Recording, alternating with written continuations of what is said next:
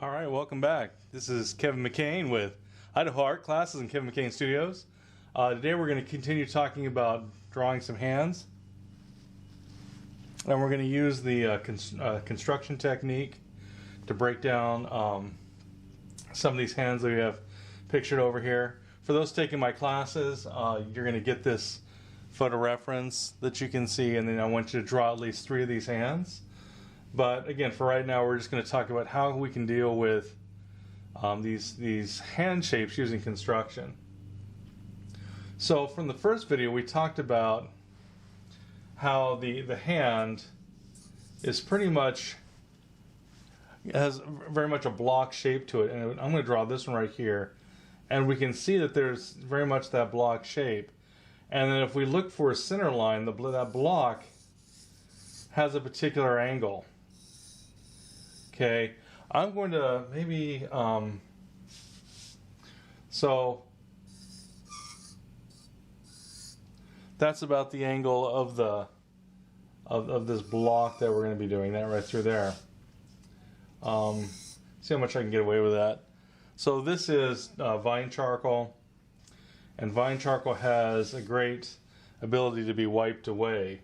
So this will help us in the construction of this thing. So we're going to start off with an angle that's like this. Then if we look at the wrist and the arm has an angle. It transitions into an angle going the opposite direction. So this angle is going this way, and that angle is going that way. So what we're going to do is I'm going to think about right where the thumb joint is. We're going to bring a line straight down through there, and we're going to create the block shape. So again, right about here is where we're going to again use this for that block. So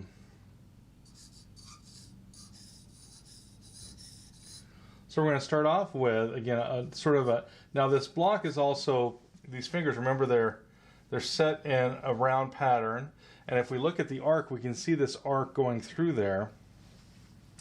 And so we'd say, well, and if we look at this arc, we're going to see something that's going to look like something about like that. Okay, so that would be the arc of the fingers.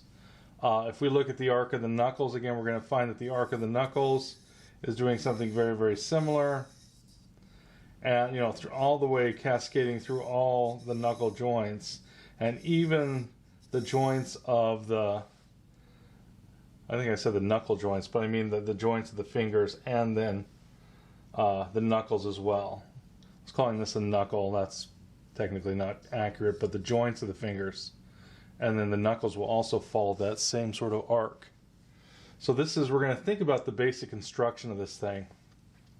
We're also going to bring, and we're going to just go right through the thumb when we first start to set this up. So we'll go through that thumb, and then we're going to go ahead and, now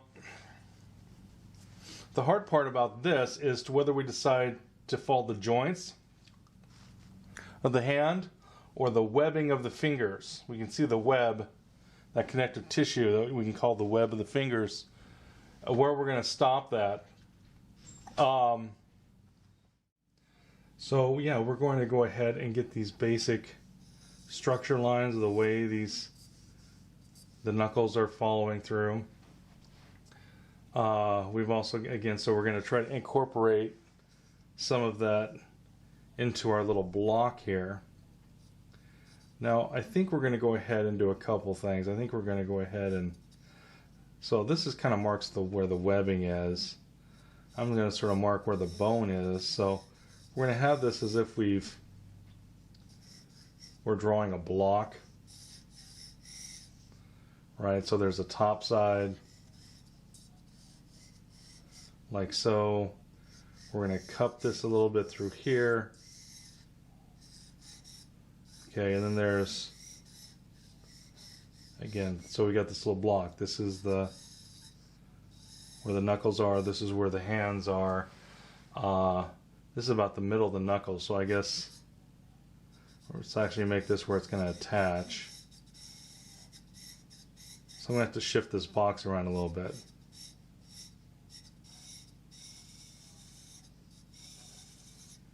And again, this box should be curved to follow the arc of the fingers. Like so, like so. Now there's a couple different methods. You can either use a box method for fingers, or you can use a cylinder. Remember, the middle of the finger is going to cut right through the middle of this. And then all we need to do is break this down into two and break this down into two. And then what we're going to do is we're going to go ahead and make this the base of a cylinder. And before I do that, we're going to go ahead and mark the basic angle of the finger. So this finger is going out like that. Let me grab a different pencil, I believe.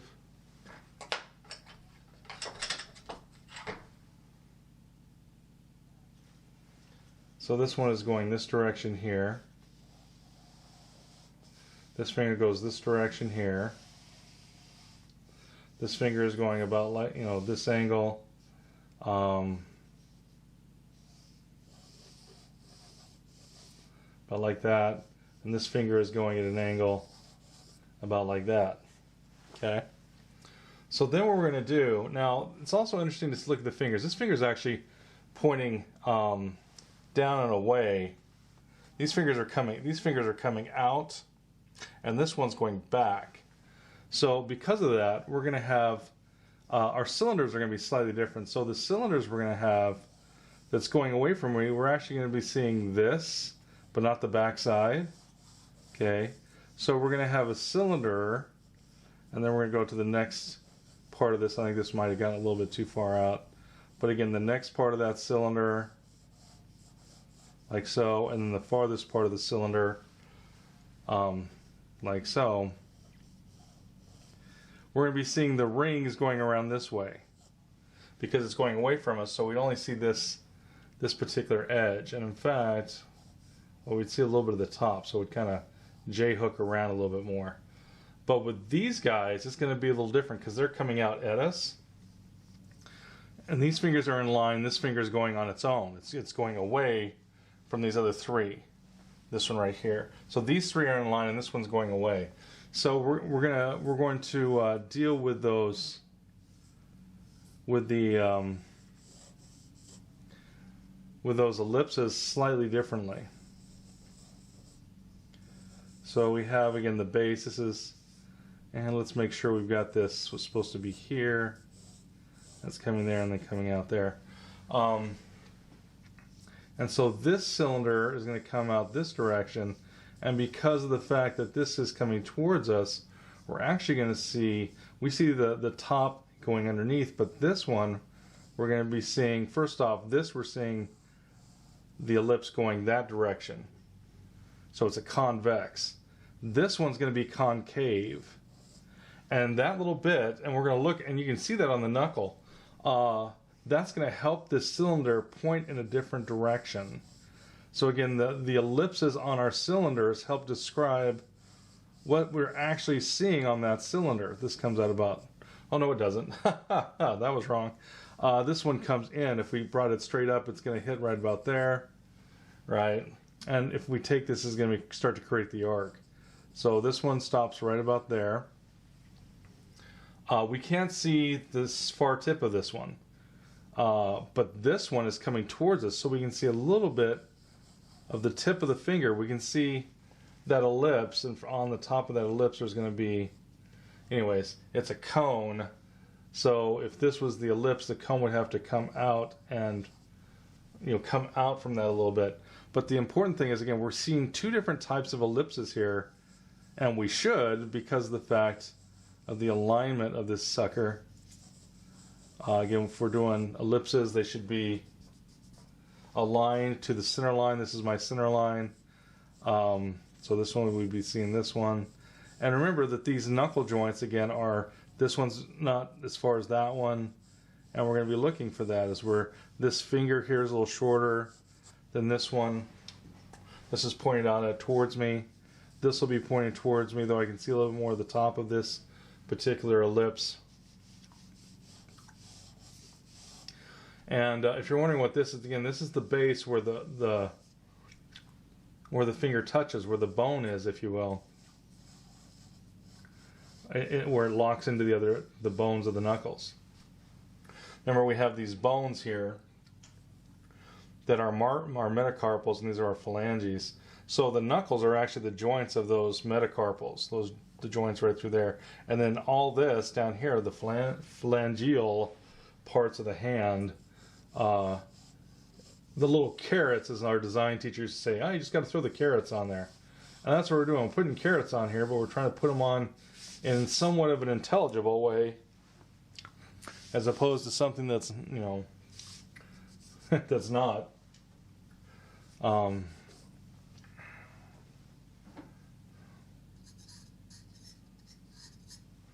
Okay. Now this one is, so this one's above the finger that's below it, and this track is coming back this way.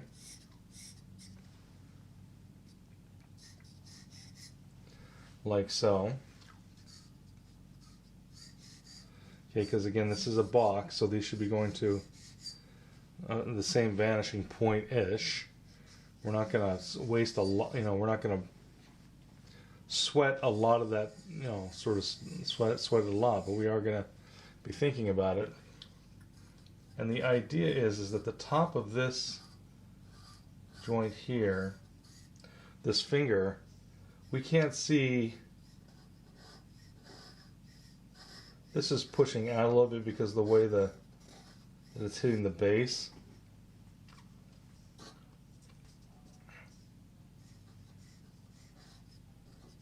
Essentially what I'm trying to say is that this finger is underneath. It actually attaches back there. The pinky finger does. So these will overlap. This is slightly on top of this one, so we can't see this edge where it comes all the way back. It disappears right about there. We want that same sort of overlap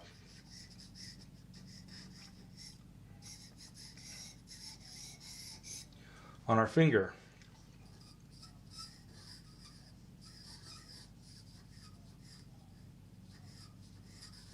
So again, on these guys, we've got, again, these convex curves, and this one we've got a concave curve, and it tells us that that finger is going in a different, going a different direction than these guys. I think that pinky needs to be a little smaller. Let's see, yeah, right about there, thereabouts.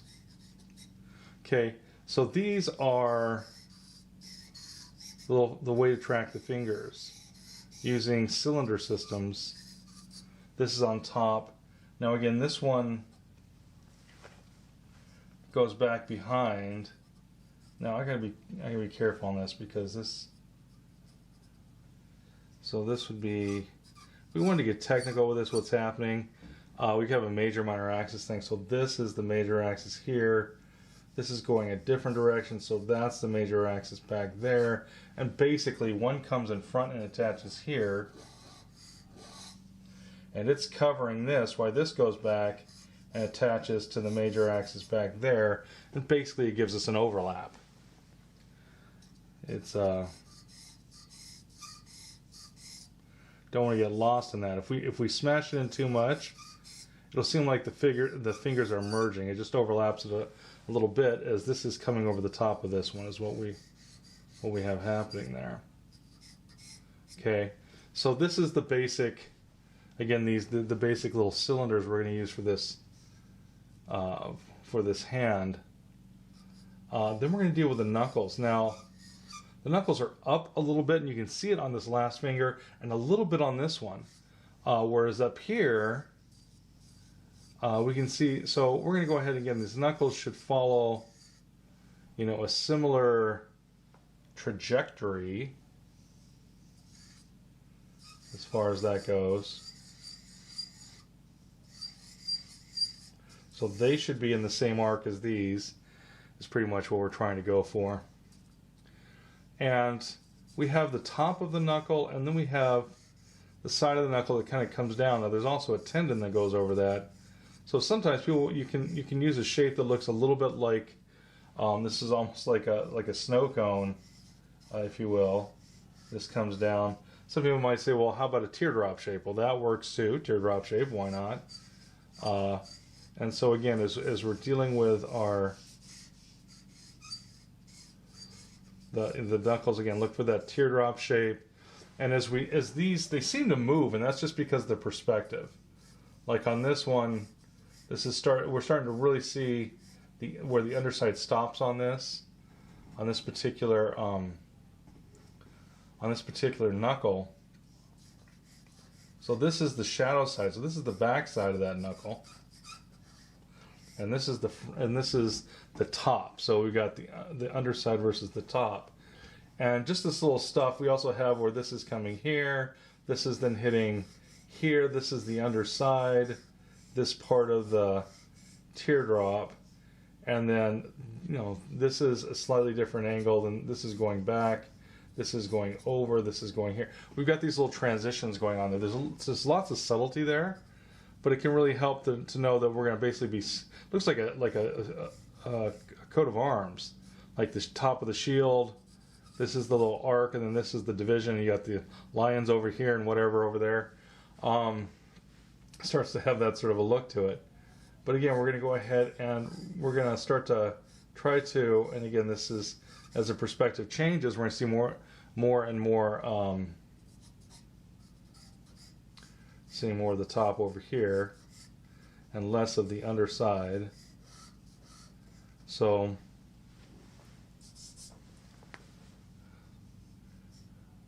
try to keep that in mind, you know, that the perspective is changing because these fingers are all in a slightly different perspective. This is also going down to show that, hey, this is changing direction, whereas these are pointing out because they're projecting outward. So that's going away from us. These are coming out, projecting towards us, foreshortening. These fingers are coming, they're still at a slight angle, but they're coming out while this one's going back. And so that becomes very important, how that knuckle, and you'll see a little bit of the bone, or not the bone, but the tendon that's activated going down onto that finger, and that really helps to tell what's happening there on the farm. People like to talk about the forms. Well, that's a form thing.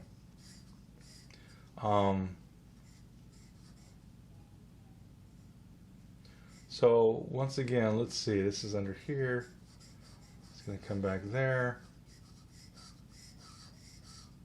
This is the webbing.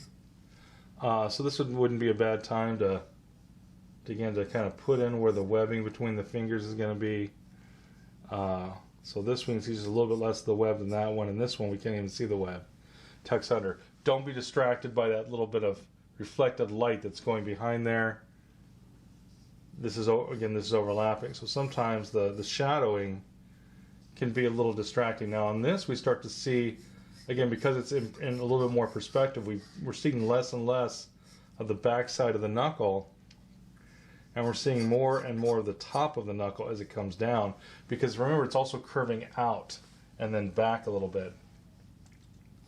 So if we look at this tendon is over here. This is just a perspective thing. If we look at this one, the tendon is a little bit more, not quite in the middle, but a little closer than this one. And if we look at this one, this is almost exactly in the middle, pointing down that direction. And if we look at this little guy, again, he comes up here onto that knuckle. So we really start to see the rise. It's small, but we can see the rise of this coming up onto the knuckle.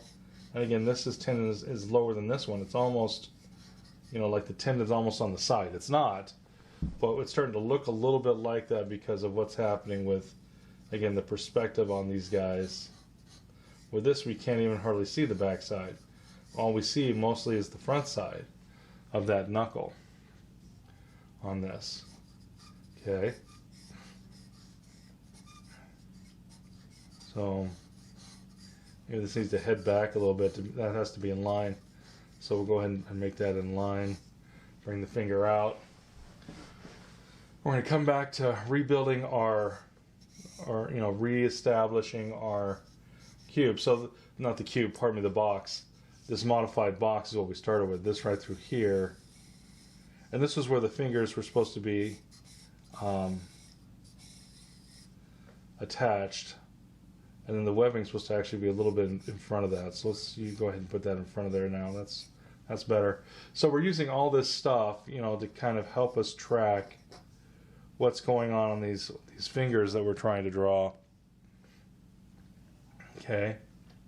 So then this one comes back into here. Now, there's a little something on hands, kind of soft, kind of subtle, that we want to make sure that we're at least thinking about in some way, shape, or form.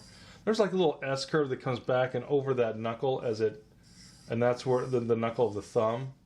So we can bring, this is called a rhythm line, where we can bring this little S out, try to bring that over and try to establish that knuckle, or, you know, for the thumb right there. And then we're going to go ahead and put the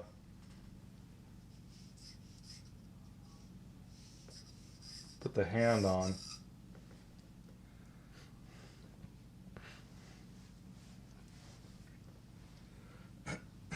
Pardon me.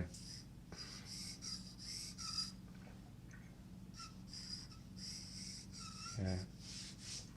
So we'll just start with the basic handshake. There's a little bit of a mound through here that's, you can start to see a little bit of the bone, and actually it kind of transitions through here onto that knuckle. There's a little sort of a V shape that happens, you know, because of that. Again, we can look for some of those to help us position stuff. Now for the thumb itself, it's time to actually kind of deal with the thumb, and we're trying to see, hey, where does this go through? And again, this is in the tops of these, bottom top of the knuckles. We can take this curve and we can kind of see where it hooks, and it hooks around through here. So there is a rhythm line going through this, about like so. And so what we're going to do here is we're going to build the thumb. Now, where does the thumb extend to? The thumb extends to right about here, as far as that goes. I think the webbing needs to come out just a little bit more. So I'm not afraid to, you know, adjust this when I have to. I can also, great thing about the vine charcoal, you can wipe it away, soften it up a little bit, and then come back over it. It's really quite, and if I get an eraser on it, I can really erase it. So it's very delicate stuff. That's the nice thing about the vine charcoal, is how delicate it is. The thumb comes out like so, and then there's a joint, and then it comes out to the thumb. So we have, again, this, which is that back here. Oh wow, no, it's not. This person is really thin, so you actually see. So we have this joint, that's one joint, two joints, and then we have the metacarpal. That's the metacarpal joint. And so yeah, it's just, you know, the more, you might say, well, who cares? Well, these are, you know, this, again, this is metacarpal joint, metacarpal phalangeal joint. These two points are the phalanges. You know, metacarpal, phalangeal, these have three. Thumb only has two.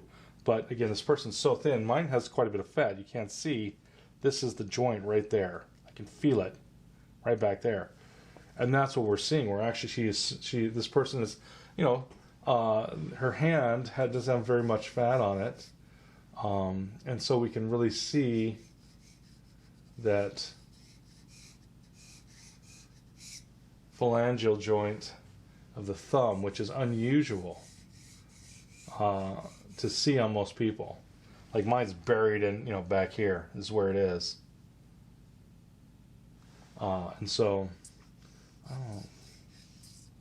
yeah, okay. So we're gonna have this, then we're gonna come out here.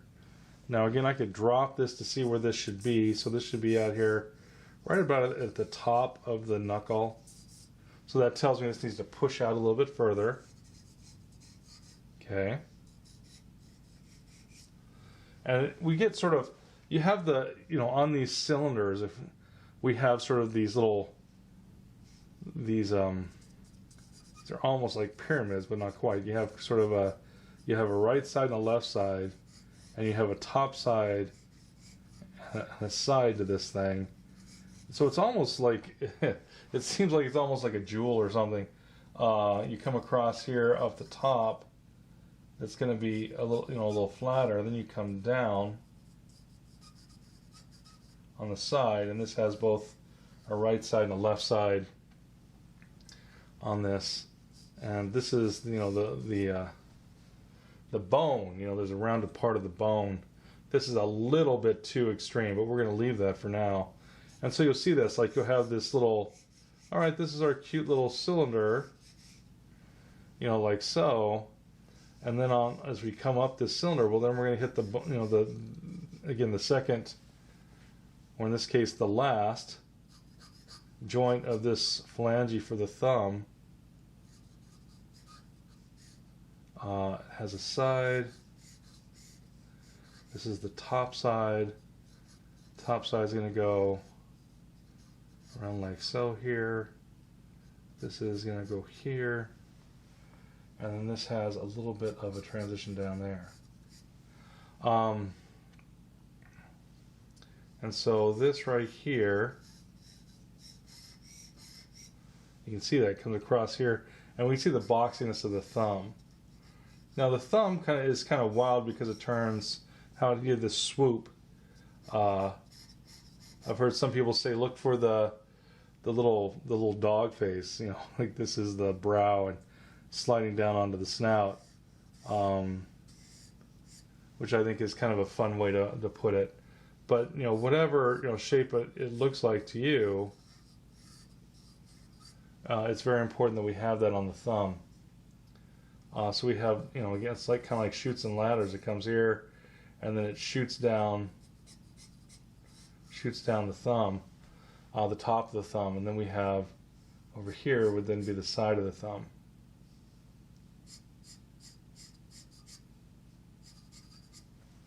Like so.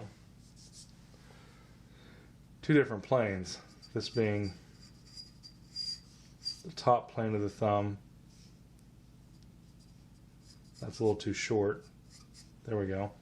So this being the top plane of the thumb and this being the side of the thumb. And we have the same thing happen over here. This is again part of the, comes over here, part of the top. Then we have the side of the thumb. So we have the side of the thumb here versus the top of the thumb up here. Kind of getting this a little bulky, but we're gonna start to actually draw some of this, complete some of this drawing. So again, this is that metacarpal phalangeal joint. This comes down, and now we've got a little bit of the coming into the hand.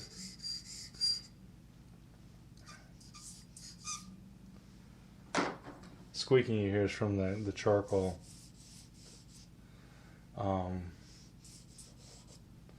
And again, remember there's the triangle that we're looking for.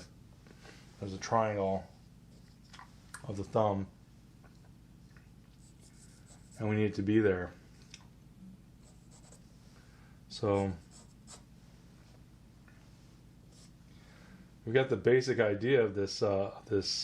Now the other thing is usually these fingers. Now not these particular fingers, but fingers are always a little bit different. But they radiate from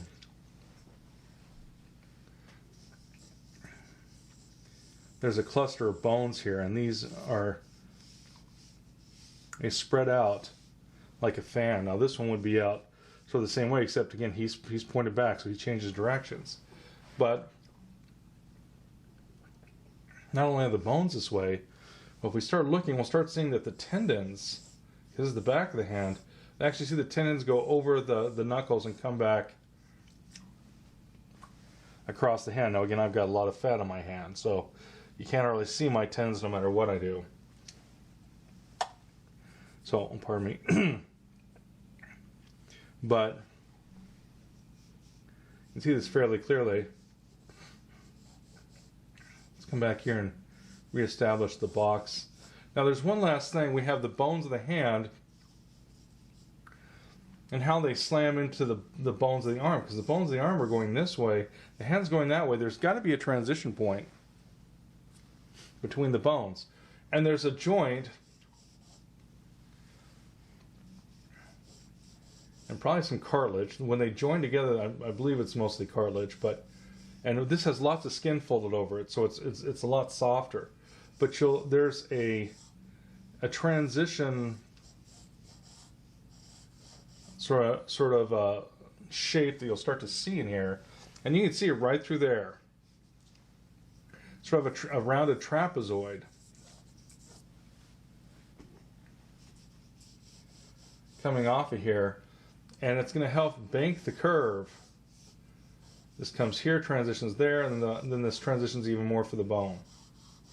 Okay, and I believe it's connective tissue of some sort that comes over the back of the hand and the tendons back here. Again, we've got softer tissue. We have someone here who's, again, a little older, it looks like, in terms of this hand, and so that's going to be a little softer. And like I said, we can see here there's folds of skin over the top of it, right?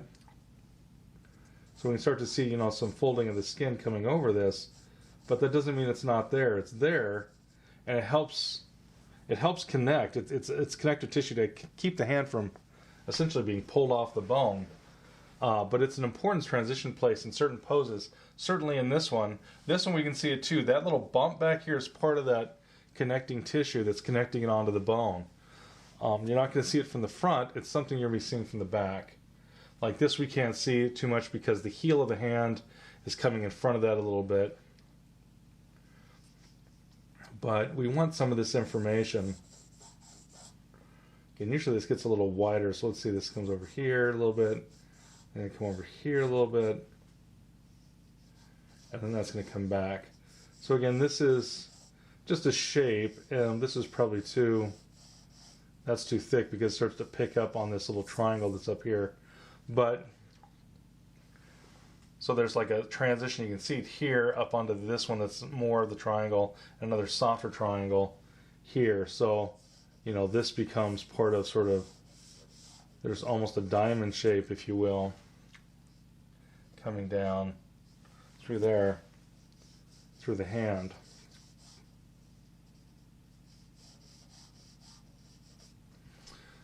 So now we have all the basic ideas for this hand. There's also a little bit of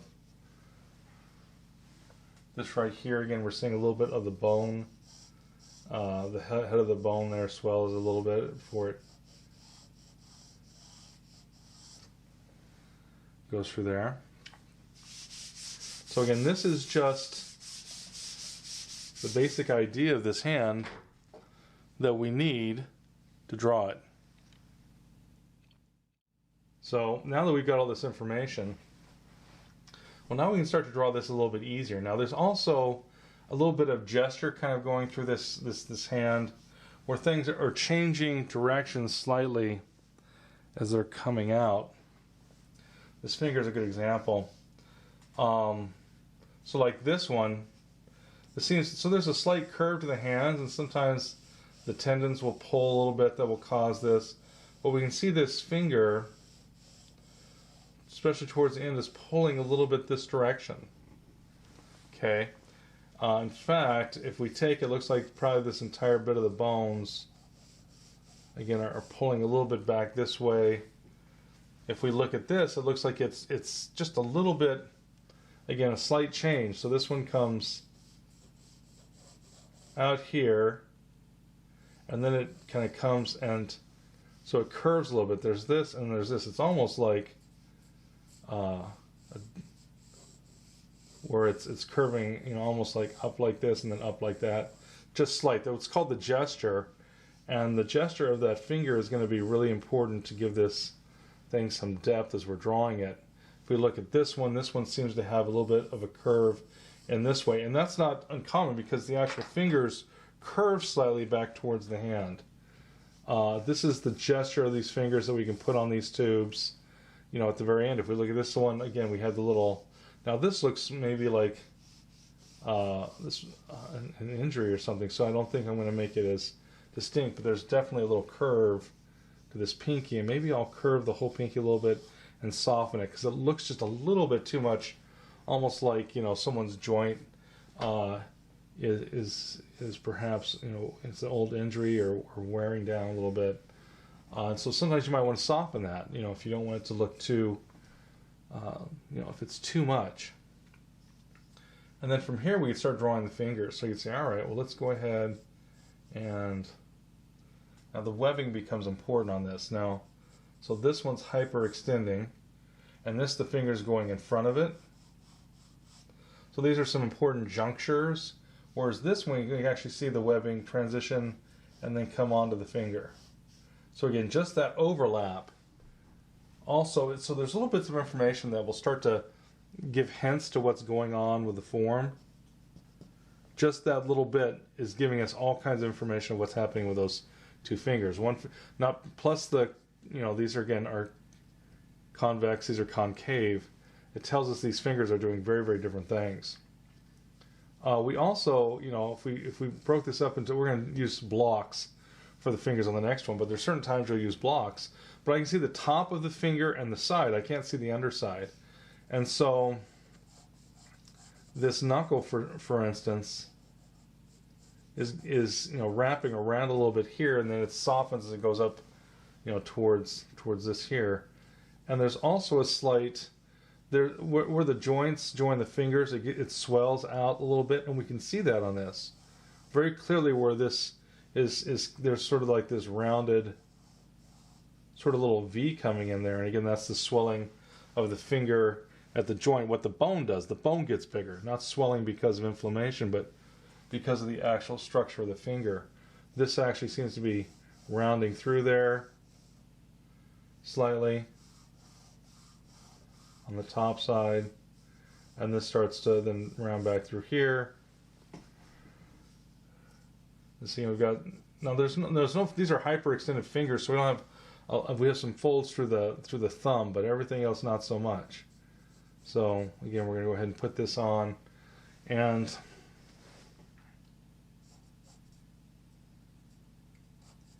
you see this finger. Again, it comes out here and it swells a little bit. We need to also change this finger to give that a little bit of that twist to it. How it's coming out a little bit, or curving in a little bit, I should say, is the term I should use on this finger.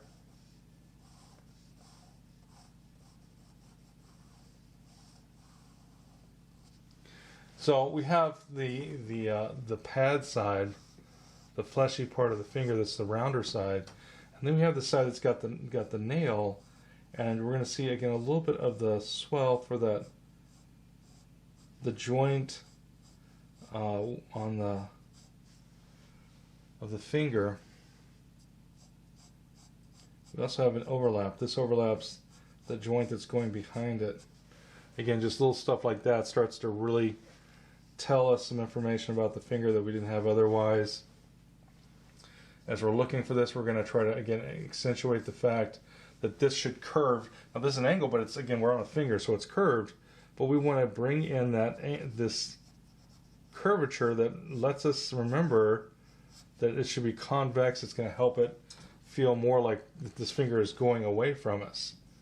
So stuff like that is really going to help in the drawing of this finger. This comes down and in and overlaps a little bit, comes under here, and then we see a little bit of the underside of this finger as this the joint kind of begins to turn away, like so. And this we actually see this finger come in and hit the webbing and we can see a little bit of an implied line, and there's a cast shadow, but we start to see the finger a little bit. If you look through that cast shadow, you can kind of see a little bit of the finger rounding up because we're seeing a little bit of the ellipse on the end of this bone. If we could, if you took away the flesh and the muscle, you'd see again this rounding up onto the joint, and so you get a little bit of that, and then you have the knuckle. Again, this sort of this teardrop shape coming down here. Shadow side versus top side versus this side over here. And going down that finger. And then we're going to have the finger on this side come through. And again, there's a little bit of, again, a little bit of the way the skin is wrapping, the fat's wrapping this finger that makes it swell a little bit. And then again, we have an overlap where this slightly overlaps this finger to again show that this finger is going sort of away from us. There's just a slight, overlap, and there's also a little bit of the roundness of that, this starting to wrap up again onto that knuckle. So there's two edges there. So I'm talking about two different edges, and we have to decide which one's more important. Well, I think for right now, the outside edge is always going to be a little darker. So these overlaps on the outside edge are always going to be darker than anything else, or more distinct. And that other one, that slight little, it looks like I probably tried to wipe it out, but I was trying to just soften it enough so it's there, but it's not, it's not demanding too much attention. This, of course, is the dished part that's in shadow, and that's the dished part that's in light. If we want to get into that, we're not gonna shade this finger. Well, we could very gently. We go ahead and say, all right, well, this comes down here, this comes down here, this then casts its shadow onto the webbing. This comes down the knuckle. This starts to wrap around the finger. This comes, the shadow comes here and then starts to go up. We could certainly do that where we just do two tones of that, I think we did this on this, I can't remember if we did this on this last one, but you can use just 2 bits of value, light versus dark. This goes here, this starts to wrap around there. That thing comes around. And then this goes into shadows, this wraps around here and goes around there. And then we have the fingernail. Now the fingernail is very important too, because first off, the fingernail should only be about half of this last little bit. And we're seeing more of the top side, less of the underside of that fingernail. And we're going to get a little bit of the curvature, again, that convexity. And then it rounds a little bit. Well, we want some of that convexity on that fingernail, because it tells us, oh yeah, how this finger is oriented. And then this is going to extend out like so on that finger. I think I need to go back in here. The line isn't as clear as it could be. That's all right. We can make that on the second pass if we chose, so forth and so on. But this is where we're starting to, again, define that finger. We would then cut, and then of course this would be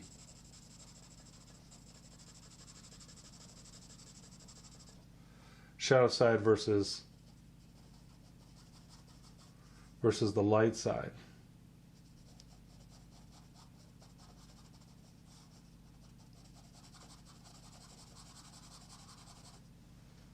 Right, so this would be the shadow side versus the light. We want to get into that. And you can certainly do that to help just kind of to decide what's the most important thing happening on this finger. Where's the light side versus where's the shadow side. And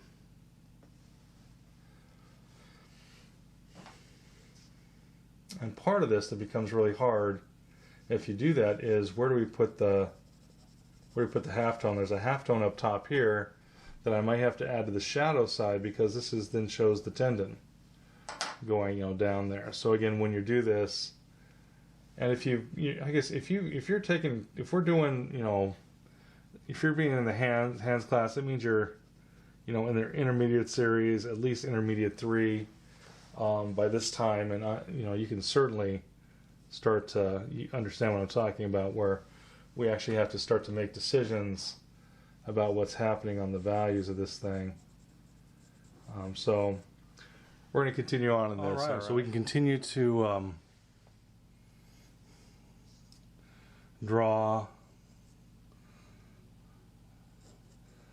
our hand here.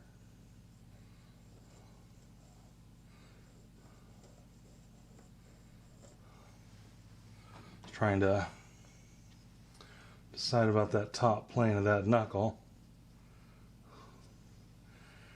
So I'm not gonna detail the, I mean, I could if I wanted to take the time, but we're not gonna detail the tendons. And then we see some veins that wrap up and over the tendons in some places, but I just want to show you enough so you're going to be able to get started on these for yourself. And you can take them to whatever level of detail that you think would work. Why don't we jump onto one of these? Now this finger here is really interesting because it starts out thicker and gets smaller, but it's also projecting towards us. So we have foreshortening happening. Now luckily it's not really extreme foreshortening, but it is foreshortening nonetheless. And so that means we have to deal with it, at least generally. Again, as it hits this this joint, it gets wider a little bit. Now, my pencil's not too pointed, so it made like a tone line that went way too big. So we want to keep this subtle. It's not, it's not like I'm trying to hit someone over the head with a baseball bat. We want it to be a little softer than that. This is then going to come over here. This comes in a little bit. Then we have another joint that sort of swells a little bit, and we see a little bit of this finger come out of there. Now the finger is, it's a little round, and it has a rounder side. This is the rounder side up top, and the flatter side on the bottom side. And so, want to start to indicate some of that. It comes around that finger again because we can see the tip of it, and it's going to have a much different. Again, we're seeing this definite side and a little bit of the top, whereas this we're seeing about the same of the top and bottom because the top and the side. I said top and bottom, top and side, because of the way that it's projecting out towards us. So let's see. This has, again, where that joint, it swells a little bit. It can sometimes be a little dished. I think that was probably a little bit too much. But so we got to be careful that we don't. Like there's nothing wrong with exaggerating as long as you know when to pull it back. When you're like, I've exaggerated too much.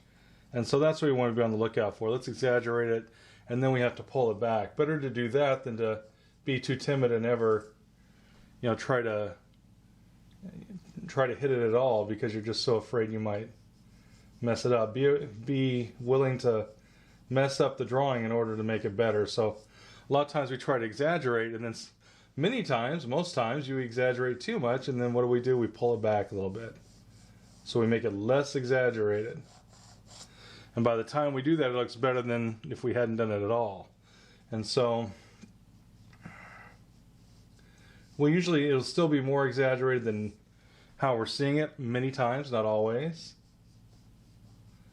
But you can exaggerate some things to the point where they look like, it's like comedy or something like that. Or, we don't want to do that. But by the same token, we have these fingers, and fingers are very expressive, and so we do want to try to bring some of that expression in here as we're dealing with that, again, this joint.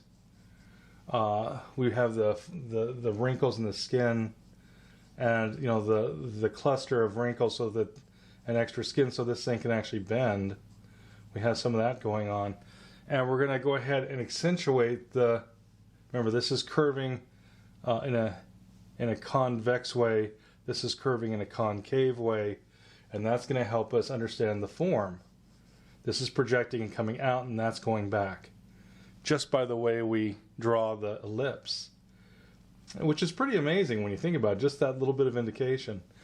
And that's what, you know, as we begin to draw, that's what we start looking forward to. Oh, well, this will help the form, and oh, that if I do this, this won't. And you'll choose what will help the form rather than what won't help it. So the more you draw, the more you'll be looking for excuses to bring in again what helps on the form. Now, you know, again, we could you know, there's not a lot of dark shadow. Most of this is halftone. There's a little bit, a tiny bit of shadow under here, but really not much in terms of the shadow. And we could use that to indicate that maybe, you know, this is going away from the light. This is more in light. You know, how would that look even more? Well, we could go ahead and put just a bit of value to push that back, bring it forward. You can do little stuff like that, which is really just, this is still it's sketchy. If we were going to draw, we'd probably break it down a little bit more than that. But so the idea of this, again, we've got the little teardrop sort of shape on the knuckle of this hand. As we're drawing it, we want to give a nod to that. The knuckle, the actual knuckle, which is also a joint, but what we call the knuckle. Again,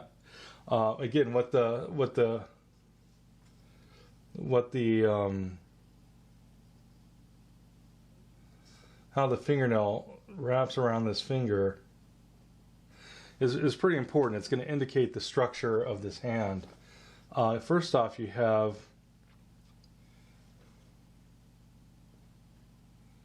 trying to see if I can see, just looks like it comes around, but I can still see a little bit of the skin.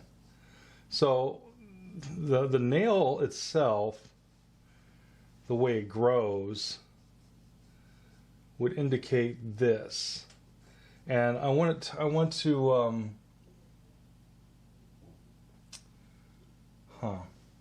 all right, well, that's overlapping. I think I need to bring this over and up just a little bit more so I can see more of the nail, because this is more at, you know, it's coming out at me, so I see a little more of that. So I'd see a little more of this side because it's coming straight out at me. But the nail kind of, you know, it rounds out and it flares a little bit. So we've got, you know, the nail bed, as we might say. This isn't rounded enough. This is still too square. But usually it's easier to start with a more square part of this and then round it out. So this would be someone with a shortcut nail. Well, this person actually has a little bit of a nail coming off of there. So again, the nail would be coming out a little ways from the actual nail bed.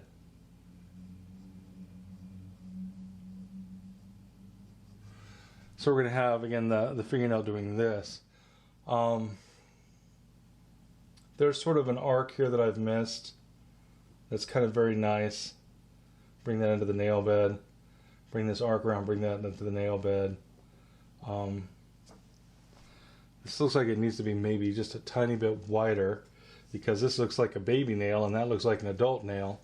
And so we need to, and usually it comes down about halfway the upper part of this. So let's make this a little bigger this way. It's going to come out a little bit bigger on this side. It's then going to come out a little bit bigger on this side, like that. Now the line looks so thick that it's making it look thinner. So we're going to come in here and we're going to erase away some of that line.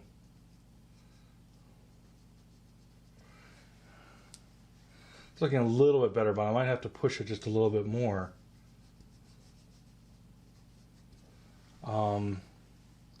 So the other thing I need to look at in the fact is that this finger, I think, is getting, well, either that or I kept that finger too thick. It might be a little bit of both. Sometimes where I'll say, yeah, I'm splitting the difference because it's a little of both. And I think this one really is. But let's go ahead and just, at the very least, make this a little bigger on the finger. And then once we do that, we go, oh, okay, well, I think that fingernail can now be a little bigger as well.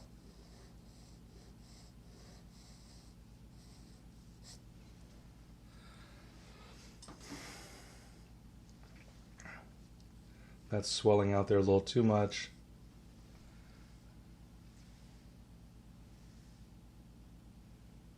Yeah, I think this one could be a little thinner as far as that goes. So this could come over here and not by much. It's not going to be huge. One line width, but sometimes a line width can be all that it needs really. That's all that it takes is just the width of one line, and all of a sudden it's a whole different ball game.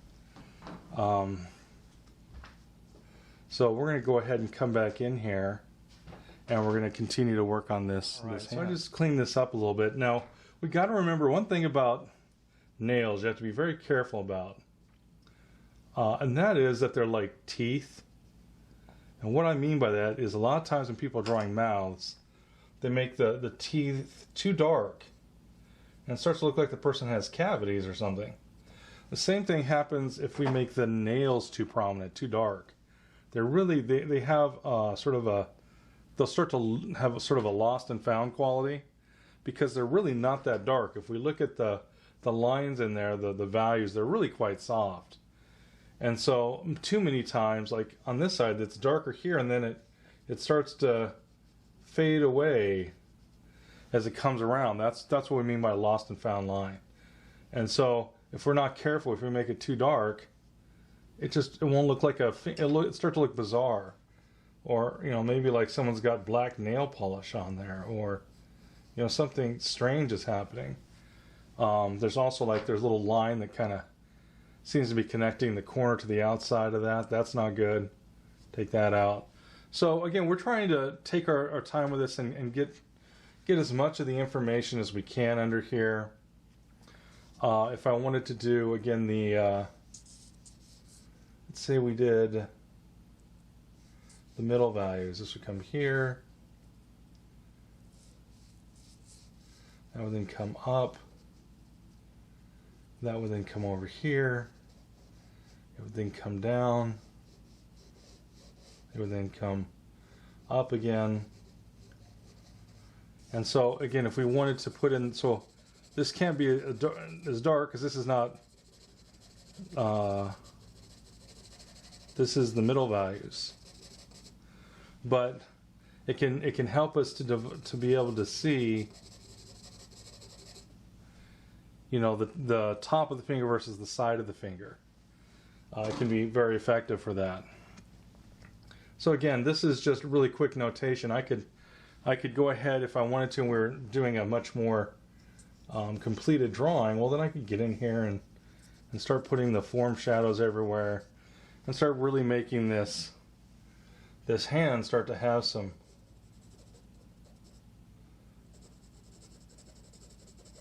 to really come alive as far as that goes.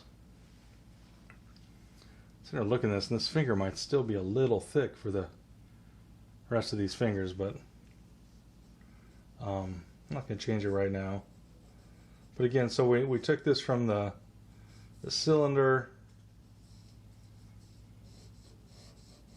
a little more meat on this side of the finger, plus it's the joint, so it swells a little bit. It comes up here, then it comes over here, and so again, there's a little bit of this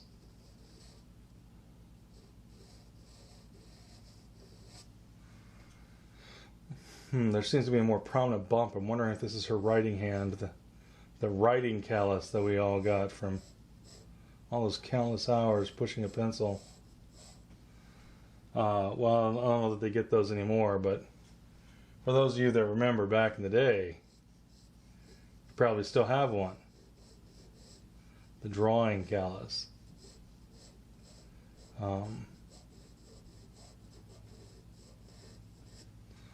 Mine's not as prominent, but I still got it.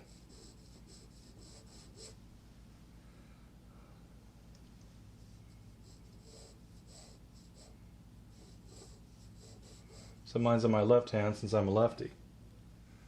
Let's see, this is actually, this would be in shadow.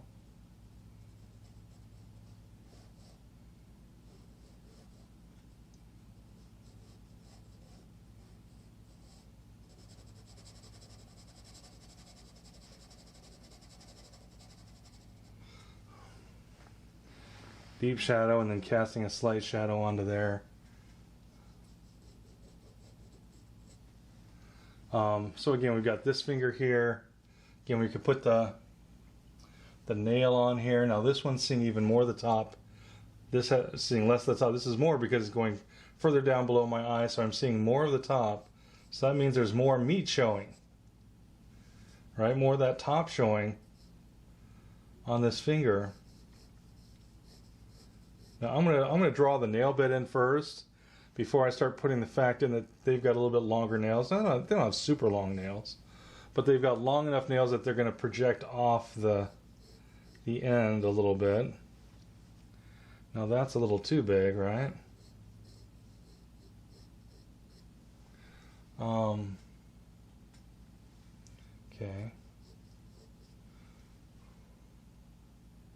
Now the wild part is the way that the nail comes out and then the finger comes around it.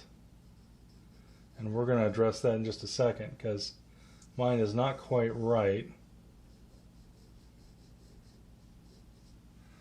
as far as that goes. We are showing more of the top, that's a good thing, but this is not working. So we're going to come over here. This hooks around for the nail bed because these need to be in line one with the other. That hooks around for a J hook on that, again, on the nail bed.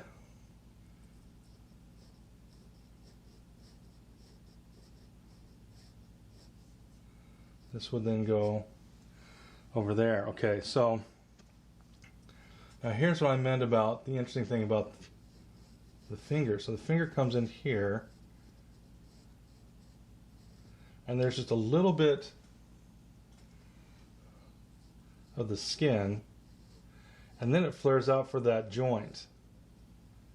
So we've got the joint right here that's a little bit of a bump, and then it comes in. I'm going to go ahead and just clarify this. We're going to come back in just a minute. So yeah, so we went ahead and we got that worked out, clean this up a little bit. Again, we tried to soften that nail because it's not, again, like teeth, it's not near as important as if we make it too prominent, it just becomes too much. It starts to look like you got dirt under your nails, and that's not the look we're trying to get. We're just trying to say, hey, there's a fingernail there. And so a soft value goes a long way. Again, with this one, we've got, we've got the joint here. And again, we've got the folds of the joint of the hand, joint on this finger, I should say, not just the hand, but on the finger itself. You've got that happening. And again, if we want to say, all right, well, let's see what the halftones are, or the middle values. And we could go ahead and take this across, comes into here. That then picks up there. This thing comes here.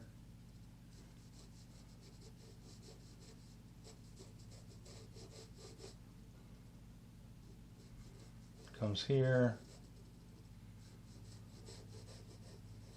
And it goes around through here. So again, this would be, again, a halftone. Or in other words, a middle value.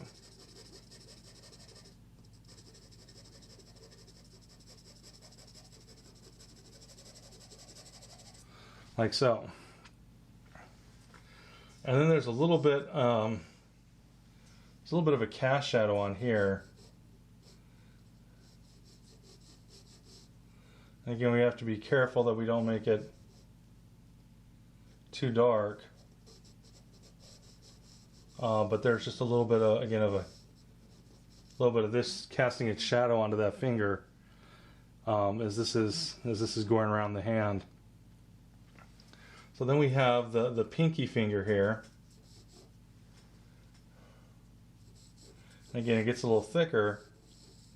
There's almost, now again, the light is wrapping this pinky finger in a way that makes it look like there's more of a curve here than what's happening.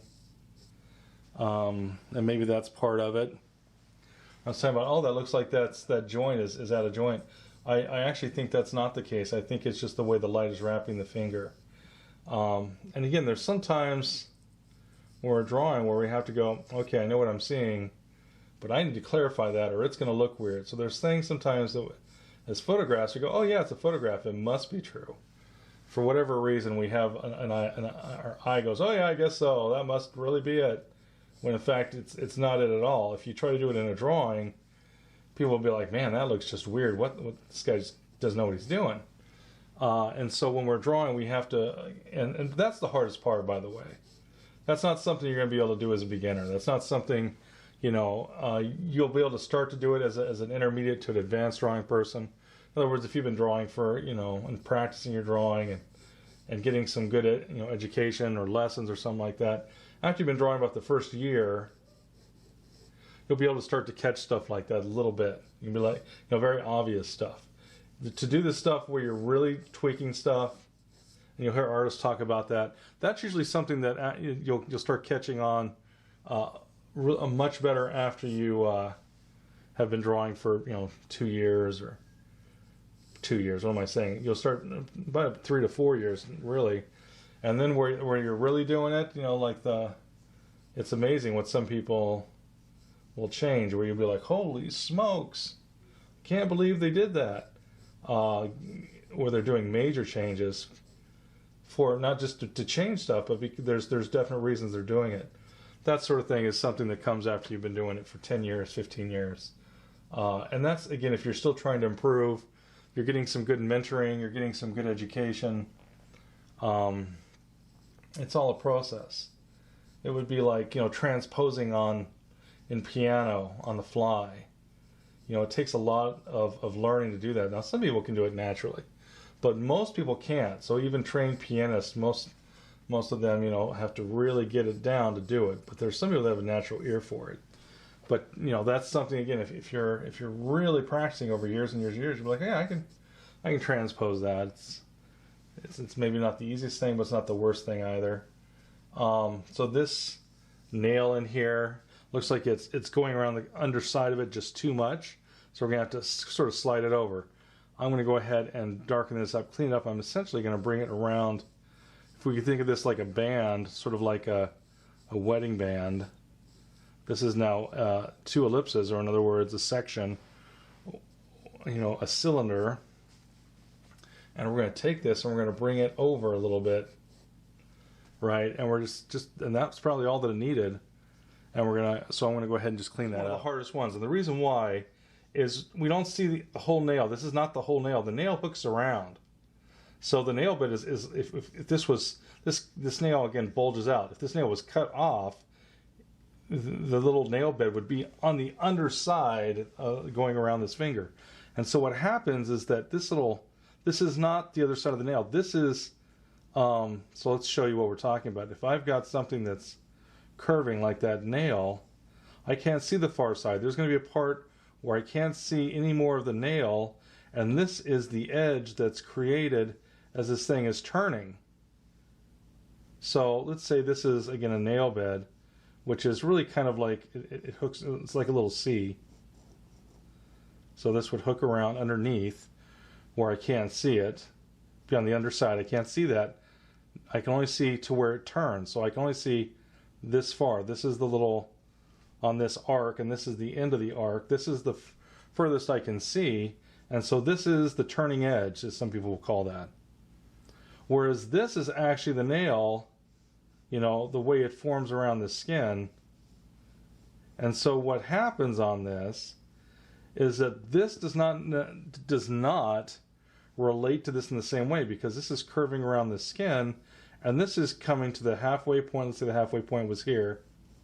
So, and then it comes past the halfway point, begins to turn under, and we can't see past that point.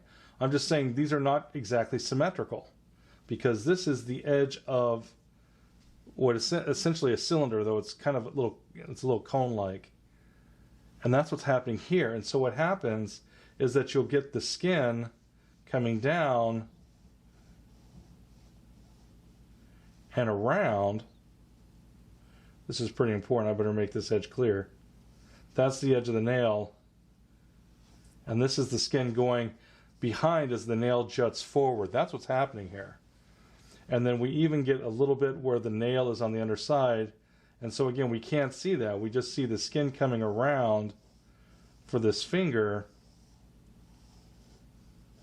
doing something about like that. So this is, just a blow up of what's going on with that finger. And sometimes you'll get toes doing this and other things. And it's pretty amazing stuff. Where, this is actually the nail. It hits the nail, and the nail is curving around and going underneath the skin, and this is the turning edge of the skin because it's on the underside. So that's what's happening on this. And that can be one of the hardest things about drawing hands, is when you get little stuff like that happening, on this on the drawing. This comes up the knuckle again. We're seeing almost, not quite, but almost in profile as this knuckle. We're seeing very little of the underside, and more of it climbing up and off the finger onto the knuckle. And so we're seeing more of the top than any other of these knuckles over here on this knuckle. Now the knuckle's very soft, so again, we've hit this pretty hard, and we'll soften it later. But the idea is that we want to be aware of it. We don't want to, rule it out. Now, I gotta admit, on this poor hand, as I've made this, because this is a gal, and I've made her hands a little chunky, starting to feel a little more like a construction worker. And I could, I could do that. I could take care of that in a couple of ways. These are probably less beefy. These are getting a little more beefy. So that means that these are just a little thick. So again, I could come in here and shape, and it wouldn't take much. Maybe 1/8 of an inch, if that much. So, 1/8 of an inch, that's a big deal. That's a lot of real estate when you take that off a finger.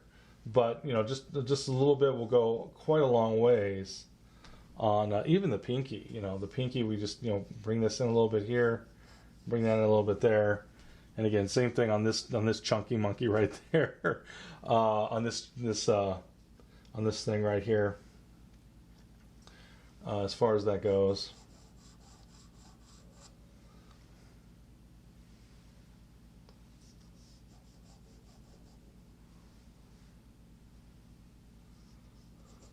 Bring this up the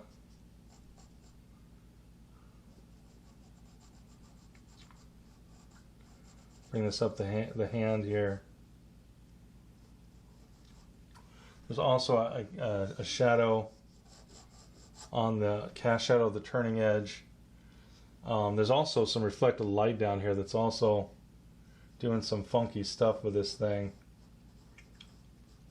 So there's,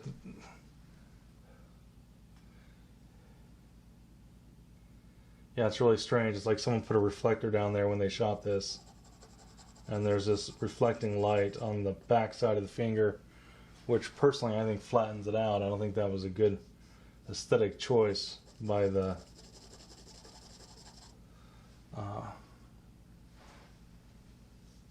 but anyways, we're going to go ahead. We're just going to continue on working. Okay, now we can indicate some more of this hand. But I think we can understand what's kind of going on with this. Now again, we get to a point where we have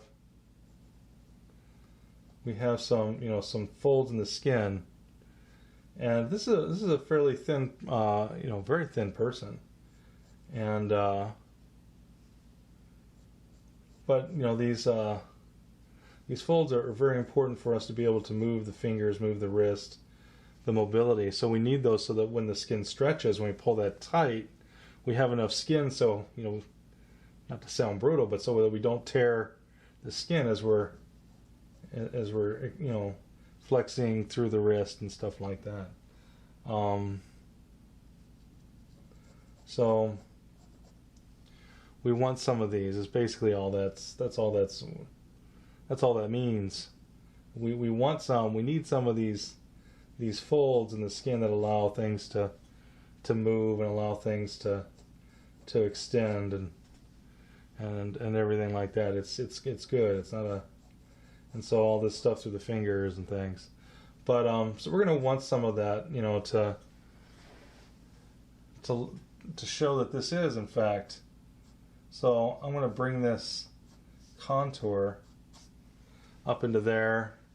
Then we also have an overlap as this comes around. This fold comes from around the back of that wrist and goes into it right through there, and it continues up through there. But in fact, that's a little bit too much. That's like the dark space between the teeth, or the teeth being outlined in black. That's just way too harsh. I hit it just way too hard, the way it was hit. So that's that one, and then there's another one where this. Okay, so this is here. This comes over.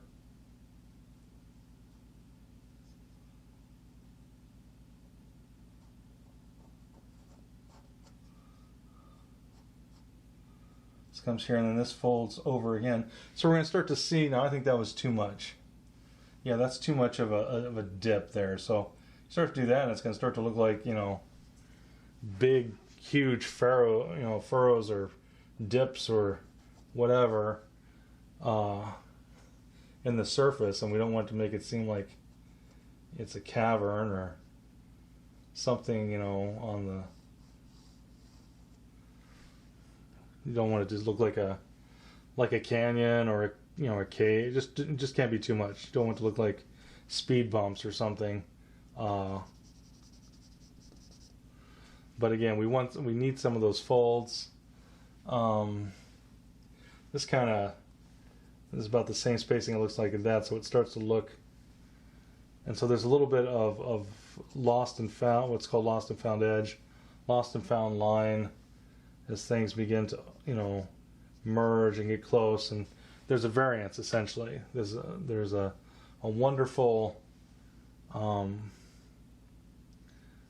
randomness to nature. There's a wonderful random patterns to way things sit together and stuff like that. And we want some of that in our drawing. We want and need it.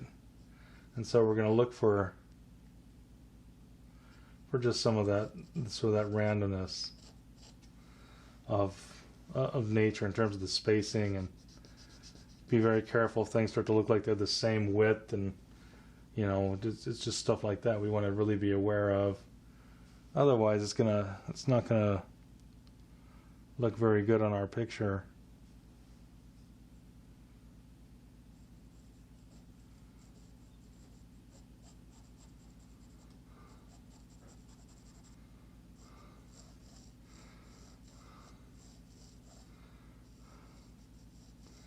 Here I said I'm not going to detail it, and here I am playing with little stuff that may or may not matter in the end.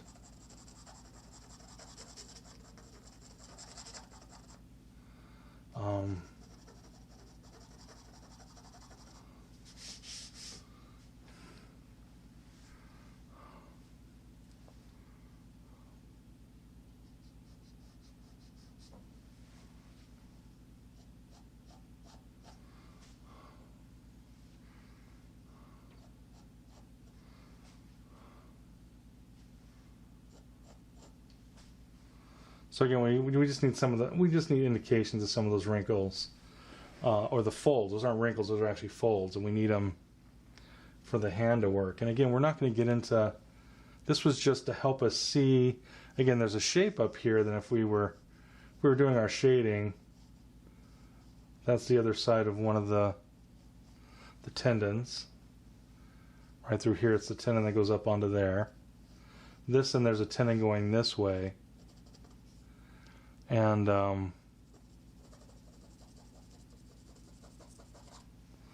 what's going to happen is we're going to start to get some of that, some of the V showing from the, so this is side plane, this is top plane, right? And so again, we wanted to indicate some of that. And we're going to take this out. This was just a structural thing.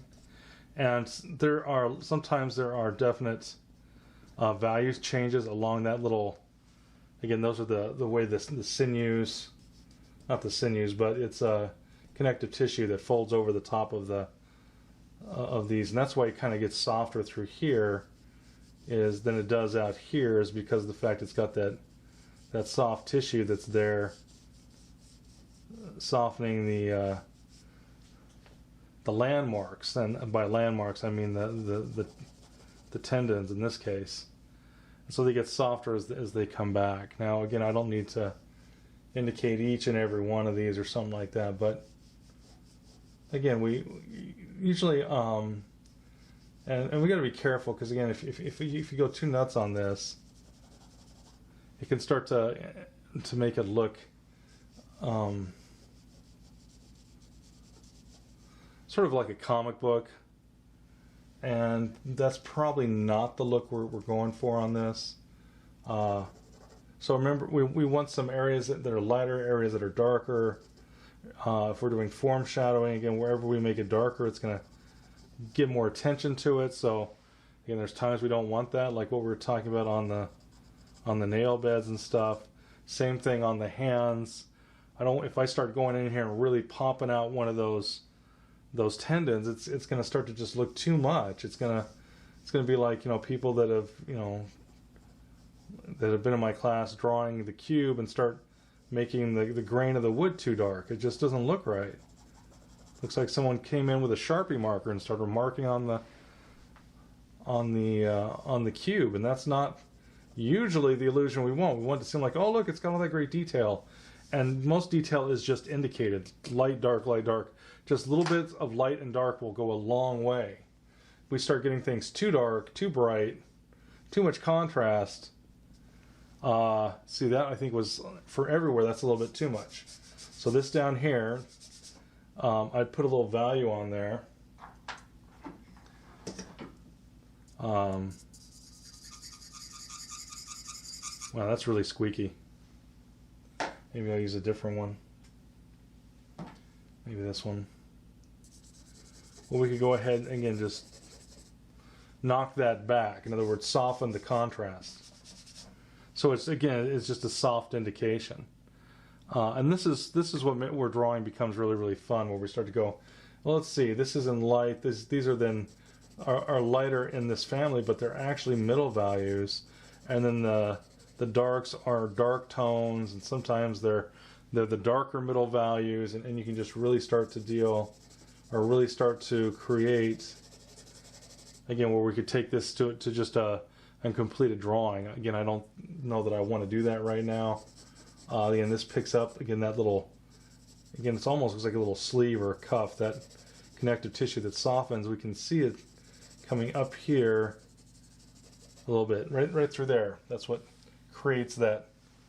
And it's nice because it brings the eye around out of this and rounds it up. And if we don't have that, the hand will always look more square. It'll always look less lifelike almost. This is almost too chunky.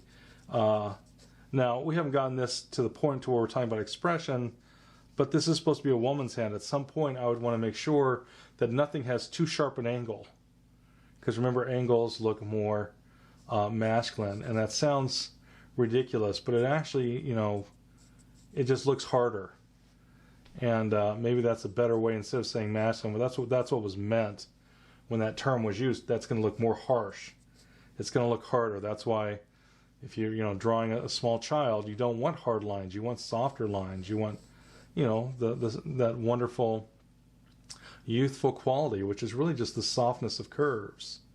That's why what we associate with youth is really just the way that there's so many curves in in the face of a child. It's quite extraordinary, a young child, and so we associate it with youth because we've seen it and we go, oh yeah, everyone knows what you're talking about. You go, yeah, but what it is, it's actually the curvature, soft curves, and so artists have to be very, very aware of that. Now, if you're trying to make someone look like they're more, something or other, you could do that. But if you do it on a child, no matter whose child, it's going to look weird because we don't see.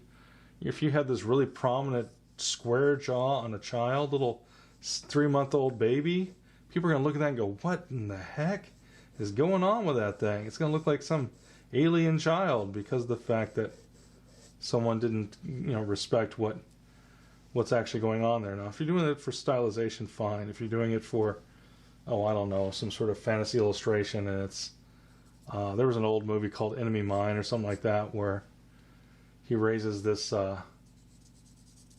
child of this enemy race, and it's somewhat amphibian looking to me, but or almost like a platypus sort of look to the face with Enemy Mine. And again, it's about an alien battle and a human, and this alien are stranded on a planet, and they start off as enemies, and then they slowly become allies in survival, and then they actually stay long enough and are stranded on this planet long enough that they actually become friends, and a very interesting show. But again, that's and there's a part where he has to raise a child, one of these strange aliens, and of course they're have these rougher features, but even then the child was, compared to what it looks like when it's grown, is what the race looks like when they're grown is very, very different. Softer as a child, and it's because that's what we associate with things. It's part of our own experience across the board. So there's times we want to do that. Now this isn't bad, but we've got some stuff happening here that's really kind of funky. And again, this is a lot of times what I'm talking about when I'm like, well, there's times where the photograph will say stuff, and if we draw it, it looks weird. So I've got this thumb here that I'm drawing, and even though this thumb is fairly similar to the thumb that I'm drawing out of the photograph, it looks a little silly. Now I think it's also a little thick. I think there's some other things going on here that can help this thumb, but it just isn't doing it. And again, that will happen with this where we're like, I could swear that's okay. Part of this, I think, is this. So this comes in here. This should overlap. This should come in front of that, and this is actually going around the corner. So it might be part of that. The fact that we had the wrong overlap, even something like that can be quite, pardon me, can be a little strange.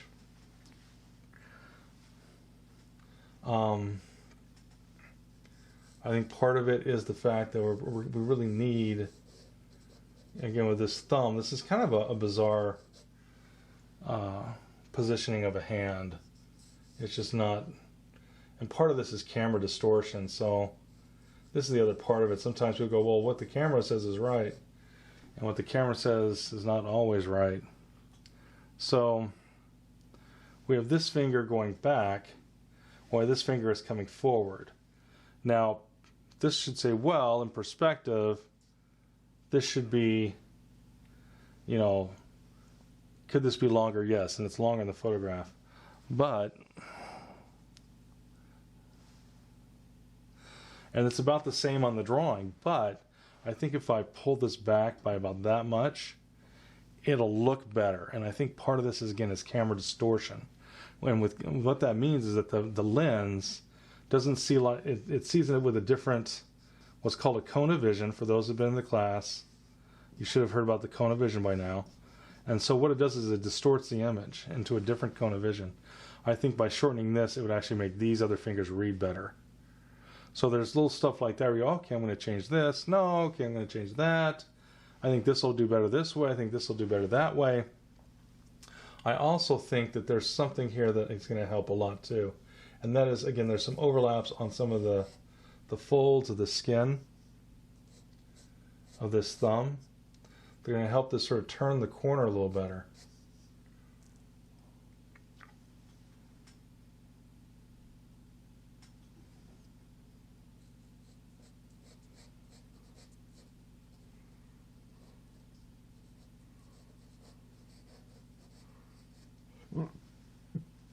Pardon me.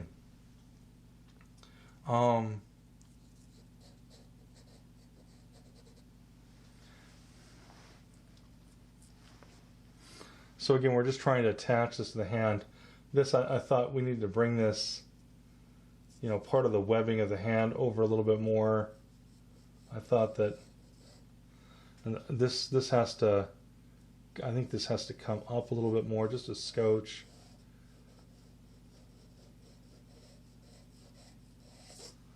Kind of like that. That was, drug that pencil much further than I wanted it to go. Take that out.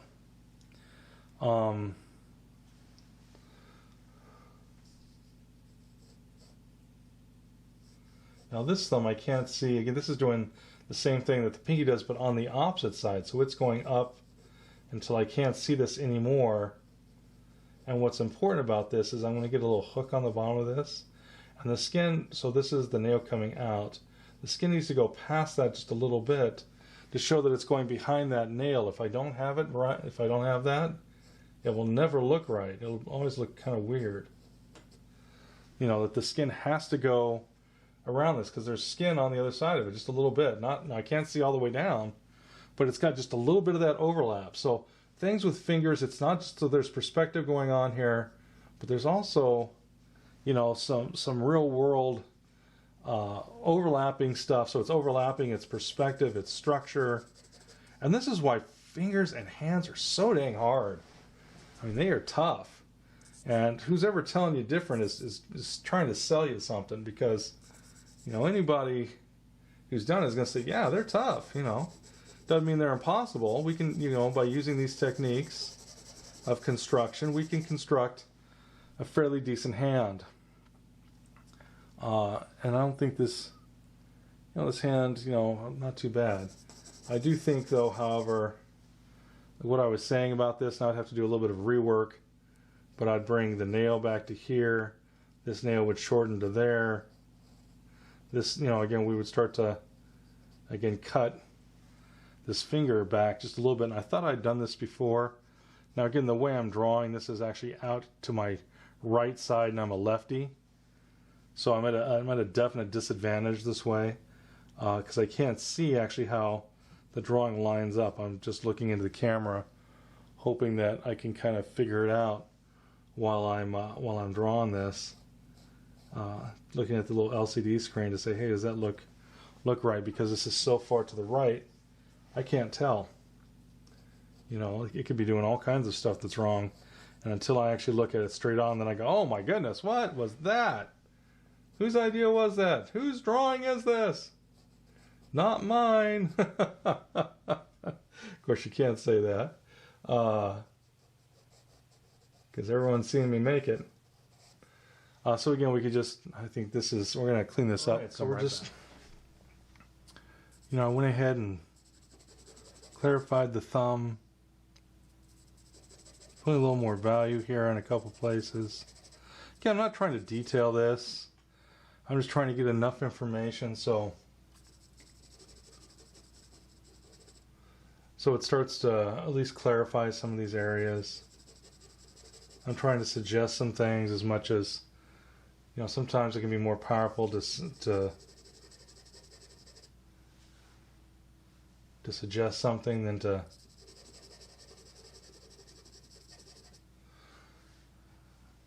sometimes I've heard people say, that I think it's an old saying, maybe it goes back to Shakespeare, but in the right circumstances, a whisper can be more powerful than the something shouting something from the rooftops.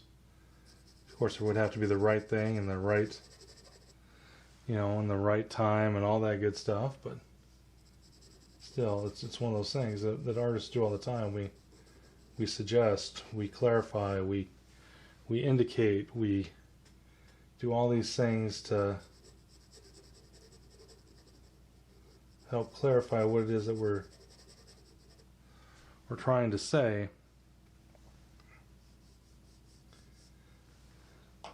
To make our drawings, you know, hopefully say something that has meaning, hopefully say something that has power, to hopefully have something that says more about, you know, the subject or how we feel or our impression of the subject than what might be obvious. And hands can really be expressive in that way. They're really a lot of fun to play with as far as that goes. So we're just going to call this one done. I mean, we could go ahead and tickle this, you know, playing with stuff for the next 2 hours, but I don't think that's the point. Not on this one. I think we have enough information to call it done.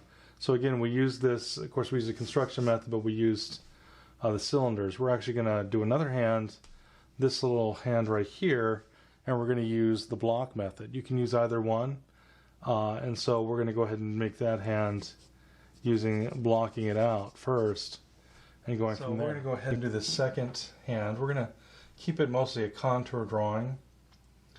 Again, if we were going to continue on this, we'd have to put in the form shadows. Not all the form shadows are there, so there's a little bit of flatness going on. It looks kind of dirty all over the place because there's just this. You got to be careful when you work in charcoal. If you don't have the middle values in there, and the core shadows aren't in there, everything else is in there. Highlight, light values, middle values, dark tones. I guess there's no reflected light in here, but we at least have to push it a little bit more to make it look like it has form and substance. But this was our previous hand. I'm just saying, if I was going to take this to a finished drawing, probably be spending another 4 hours in on it or something, trying to really, you know, articulate the different forms and all this sort of good stuff happening on this, happening on the hand. Even here, again, we could knock this down. It seems a little too bright everywhere. You know, just something like that can all of a sudden really change a drawing. But that's what we'd be doing if we're trying to make this into again, a much more finished drawing. This just has enough indication where we can kind of see some of the stuff. Look at that hand, look at this hand. Yeah, it's got some very definite similarities. I still think that some of these fingers look a little on the chunky side, especially the pinky. It seems to be getting thicker as it comes down, which is not necessarily what I'd want. To make it look like that hand, we'd have to come in here and thin the fingers up a little bit, make them look a little less chunky, and so forth and so on. So that's, you know, but we're done for the most part on this. So we're going to go to the next hand. We're going to be drawing this one, and again, we're going to start with the basic shapes. So the basic shape on this is going to be, again, that we're going to go right through that palm, down to the palm. We're going to cut off the thumb. Okay, so we're going to start with, again, this this box shape. Probably pretty light on there. But we're gonna start off with that, and then we're gonna go for the curves. Now, the other thing I'm gonna do is, okay, if this is, you know, the curve of the hand,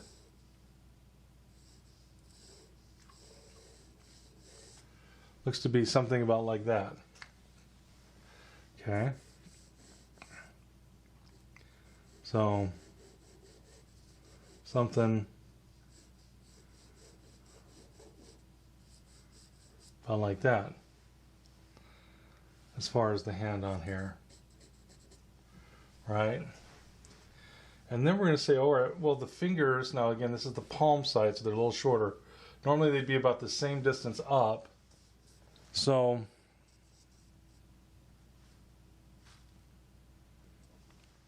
all right, we're back. Maybe now we can see the hand. All right, so we're going to say, hey, this would be about where the top of the finger would be, thereabouts. Now, this is all the way to the bottom of the palm down to here. We can see how, this is significantly shorter. And if we did the half thing, the half would actually be up here. But even then, we're going to go ahead and, if I took this measurement and brought it down, we're going to find out that it's about 2/3 the length of the palm. So we're going to go ahead, using the middle finger. The middle finger is the longest. And we're going to create like a little mitten shape. Okay, so we're going to start off with this mitten shape for the hand. All right, so we've got the little mitten, like so. And now we're going to go ahead and start breaking these down. Now, again, we've got the knuckles. Now this one's going to be the highest, but it's also the straightest. This one's a little further down. And we're going to be using the block method for the fingers. This, again, is of the two. This is down even more than that one, just a bit. This one's down even more.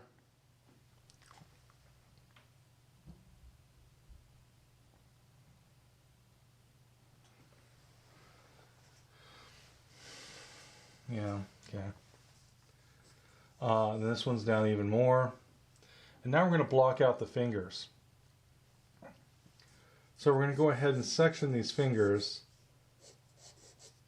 Now again, I could go ahead, well, I guess we'd go to this point where we're okay, we're going to take this, we're going to cut this in half, take this and cut this in half, and now we're going to start, again, making the fingers. Now we could even do where we're actually making this like a box. Again, where it's going back, where we could actually put the boxes on here, like we could see the base of these boxes. Again, these are going to overlap, so this one goes behind that one a little bit. This one goes behind that. We could go ahead and do that, and there's certain times where we would want to really nail down what we're looking at.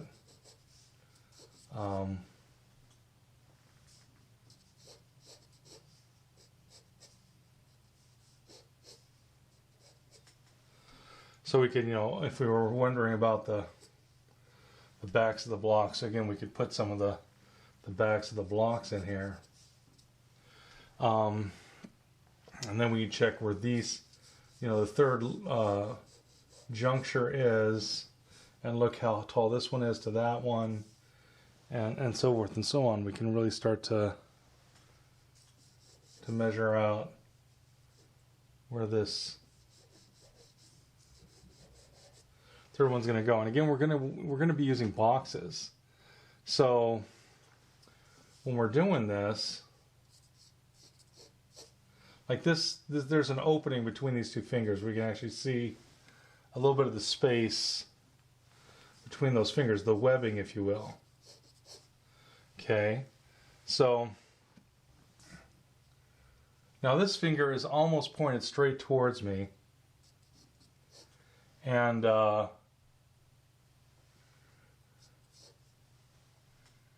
but I can still see just a tiny bit of the back, partially because of the way the finger is rounding and stuff is switching back and forth.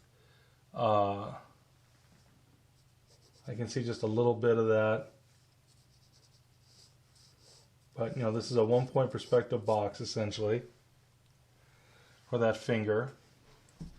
This finger is then bending towards me a little bit, so it changes direction and begins to come, again, toward me, and we're going to start to get a little bit of foreshortening happening. And then, so this is now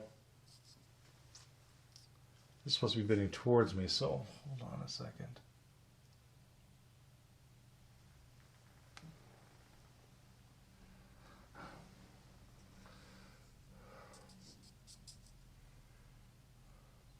There's also a slight gesture to this. It's sort of like a C curve. But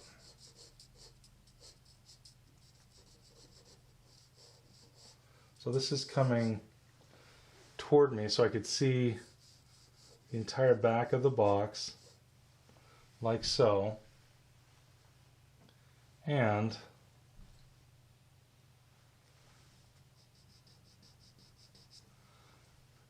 it should be tipping forward a little bit. So that's why we're seeing a little bit more of the top, a little bit less of that, because this is tipping forward.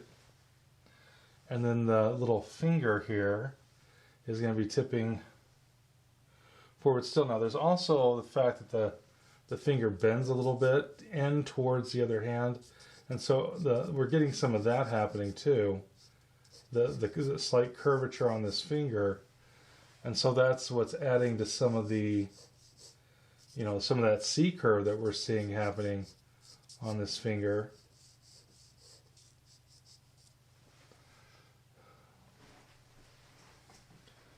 So again, this finger is bending even more towards me than this one. Now the hard part of this is thinking of the boxes. So if it's easier to do the cylinders, well then do the cylinders.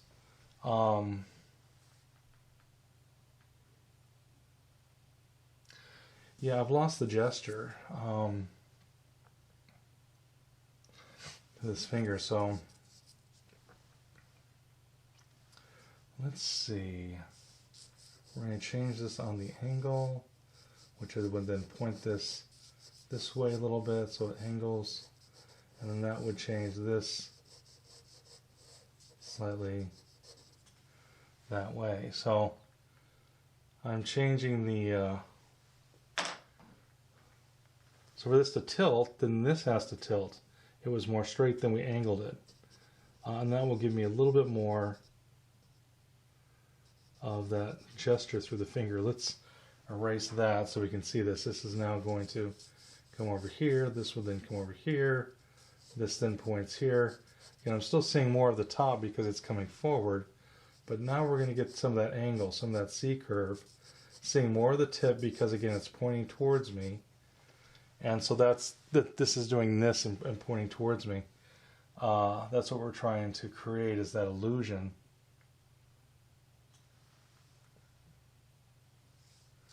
What's happening with that box? All right, so we'll say, okay, that's the first hand, or the first finger on here.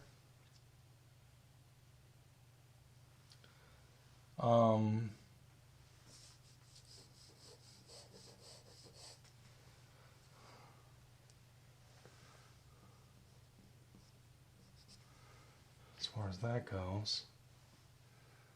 Okay, so then we're going to do the next one. The next one again is coming and leaning this direction.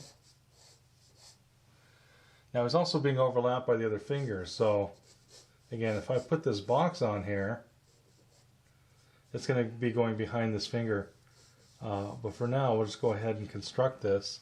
Again, this starts to feel like there's a curve, because this one's coming forward this way a little bit.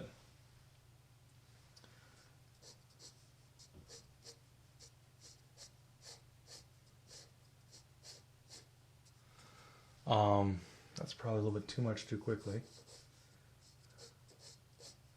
This is going to lift up. We're going to see more of the top because it's bending toward me. And then this top finger is going to be, again, is foreshortening even more so we can see. And that's to show that it's, again, bending towards me a little bit more as far as that goes.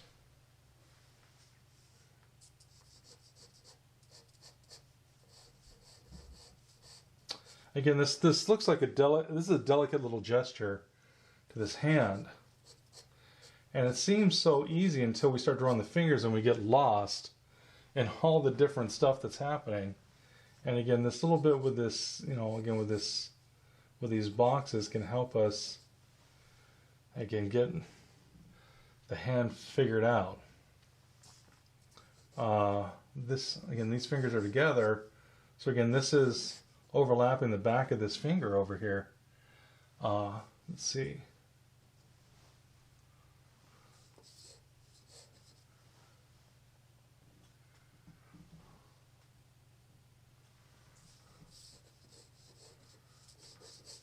Okay. I think that one's just a bit long as far as that goes. So we're going to bring that down here. This down there, that one there. All right, and then we're going to put this one on too, which is going to be right about here. And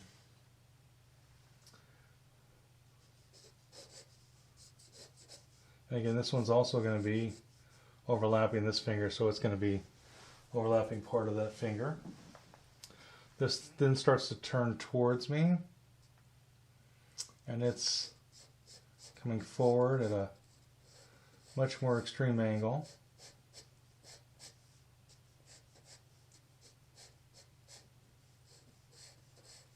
Like so. All right. And then the next one is pointing towards me even more. So this one's gonna... Now again, this can be a real brain teaser when we're dealing with perspective. So again, if it helps, you can break it down using the tubes instead. But we're going to be seeing very little of this box because it's so foreshortened. So I don't know if you can see this, how clearly. Let's clarify this box. That's going to be the box we're sort of looking at. And we're seeing more of the front because that means, you know, that helps show the foreshortening because of the fact that it's coming towards us. So we're seeing very little of the underside. So again, this would be that finger broken down into a series of boxes and coming forward in front of that finger. And then we're going to do this one too. So this one, since next to that one, it overlaps. The back of that finger is back there. We can't, not even going to hardly be able to see the thing.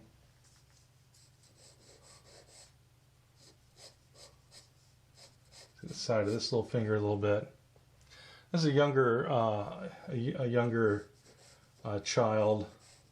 I think it was a 9-year-old, maybe a 9-year-old. My stepson, when he was that age, I took these pictures with him and his brothers to get some hand shots of different ages. This one comes again even is angling out in front of this one just a little bit. So again, we're going to start to get some very serious. We're shortening. This angle's changing as it bends. This is now the box is leaning forward.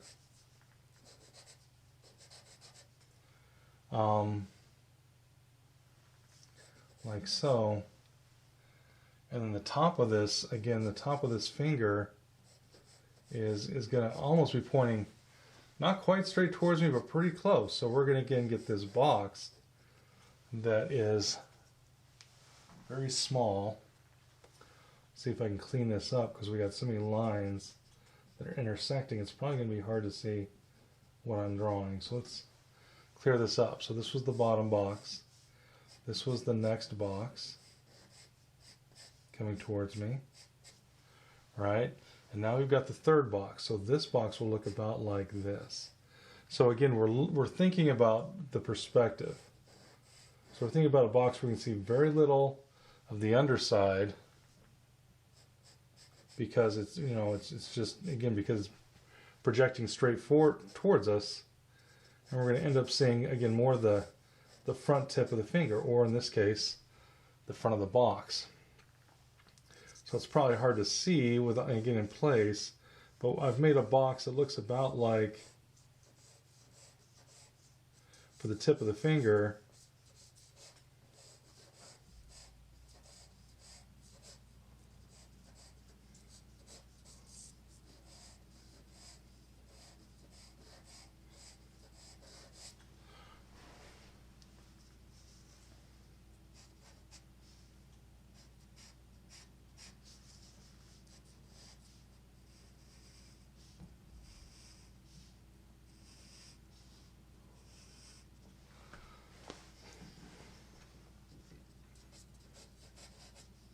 So again, we're seeing most of the front of the box and a little bit of the side.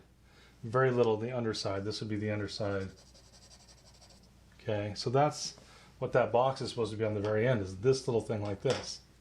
And that shows a box that's turned towards me, where the face is what I'm seeing the most of. And on this finger, the front is what I'm seeing the most of on that finger. Now luckily for us, the rest of this is fairly simple. Again, we could go ahead and put in here, the hand has a little more sort of subtlety than what we started with. This comes down into here. The palm is almost straight down from the middle finger, thereabouts. Now I'm looking at this again, and it's way over here. So, you know, some of my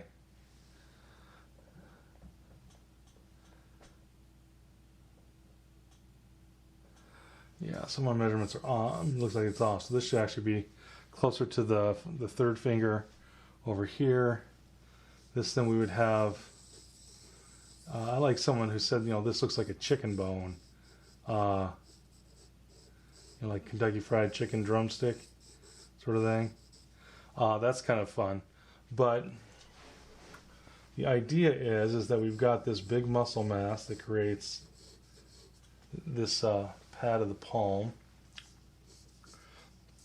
We also have a muscle group, then some fat. It's not just muscle, it's muscle and fat that creates this. And then we've got, again, the fat pad that comes along here into the, you know, into the hand.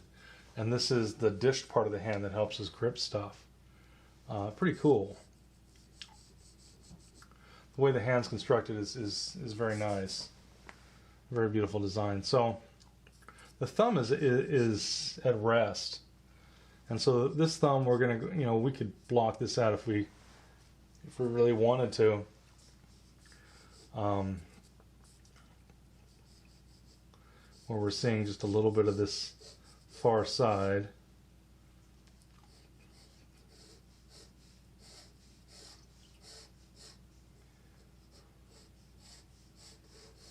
You know, we could again block that out. And this thing comes up, and then that side almost completely disappears. The top, just a little of the top side coming down, and then into the thumb. Now again, we have just a little bit of this, and you could go ahead and block this off, I guess, if you really felt you had to.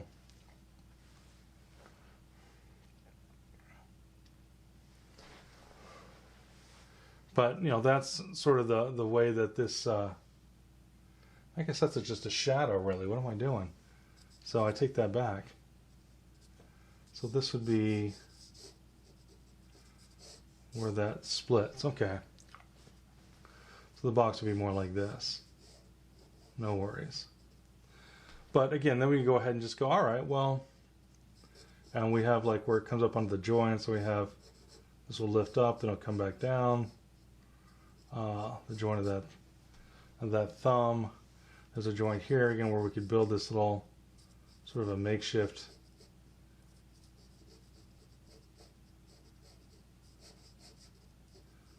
pyramid-like volume almost. But now we have the basic construction of that hand. If we want to keep it boxy, well then we go, okay, yeah, we'll just go ahead and make this a plane, and then this changes a plane, and that plane comes on over here, and this plane comes over there. I mean, we could just go ahead and start to break this out, like we did on the foot, where we keep it nice and blocky, and then we soften up later. But I think we've got enough information. We have enough information that we could then come in here and start to put on the curves.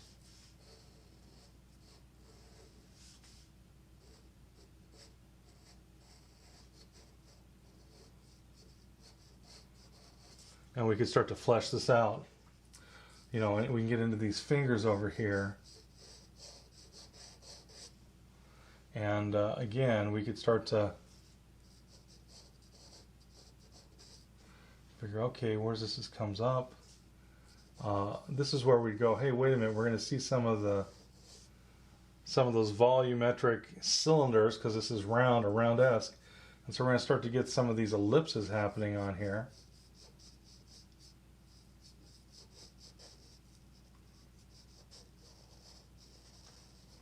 Right.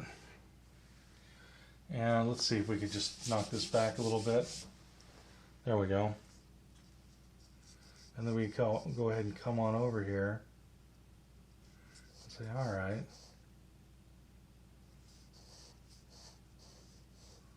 This is the underside of the finger there.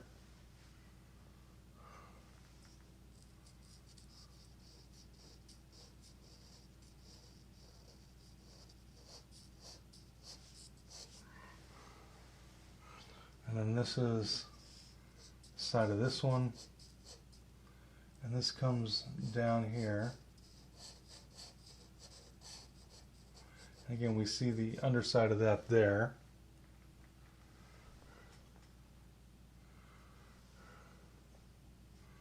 And then we see this come back here.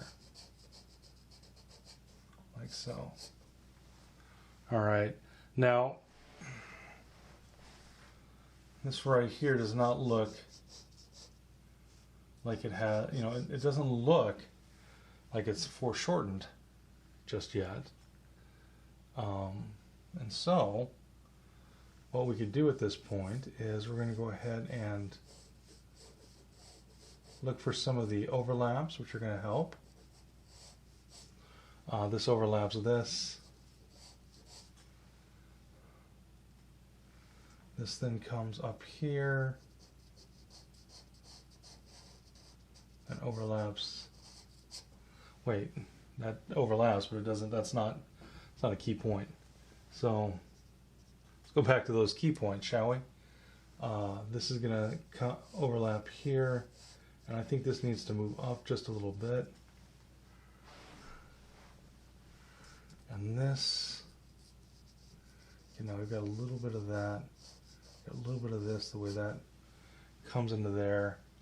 And now what we're going to do, now we're going to go ahead and indicate, because we can see this, so it's mostly in with value. So there's times where we want to start, we can indicate the form of an object. So we can go ahead and come over here and around with this finger, because we've got, this is all the underside. And I can certainly, you know, this is shorter than that. This is shorter than that. So we've got some information that's beginning to give us a little bit of the subtlety. But this is really one of those things that it's not going to be until we actually put this thing, start putting the shadow on there, that it's going to start to look like how it's just very subtly, very softly pointing towards us. Okay, so we could say, all right, well, let's see. This is catching a little bit of light on the side, but on the underside, which is this plane right here, it's not catching light, but there's a little bit of light being caught just around here. A little bit of light up here. Right. This is in shadow here. If we look at this side, there's a little bit of the meat coming around, so that's making that a little darker as that comes in there. So we weren't going to do any shading, but I just realized on this sucker, a lot of the illusion is going to happen from the shading.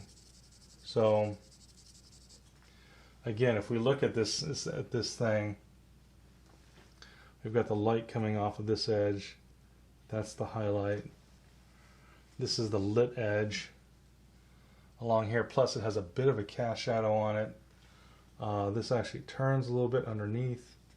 And then this is, again, catching a little bit of light there. Gotta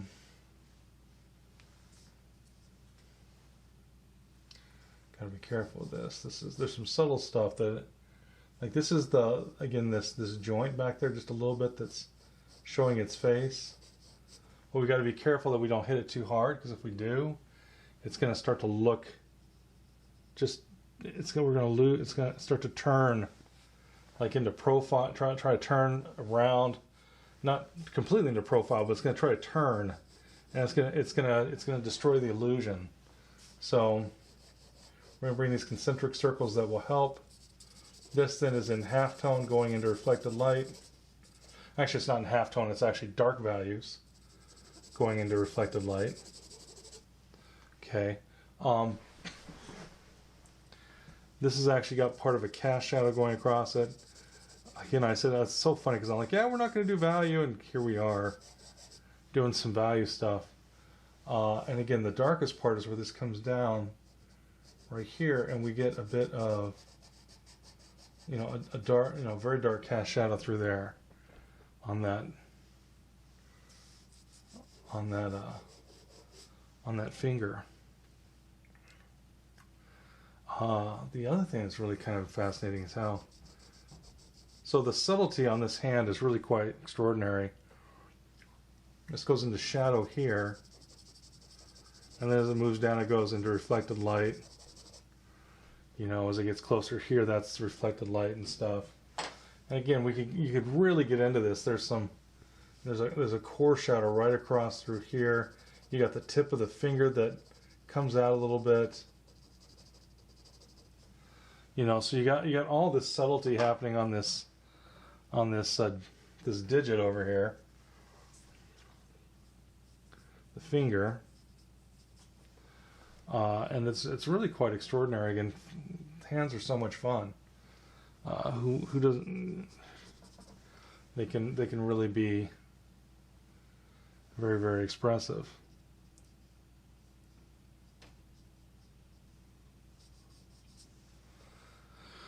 So, all right, we're going to go on to the next one.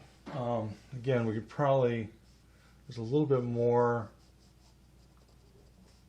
that we could do through here. Again, on these joints, just a little, again, and that will accentuate the joint just a little bit.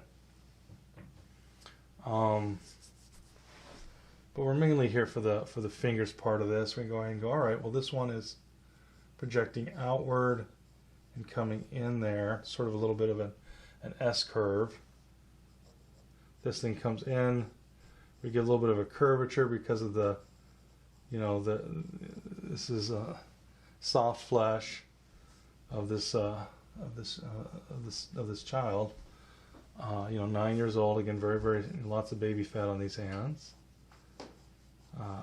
which is to be expected for this, you know, for the age. Not the same as a pudgy little newborn, but you know, or even a 2-year-old, but it's still a lot of that fat on the fingers. This then comes in and comes in here.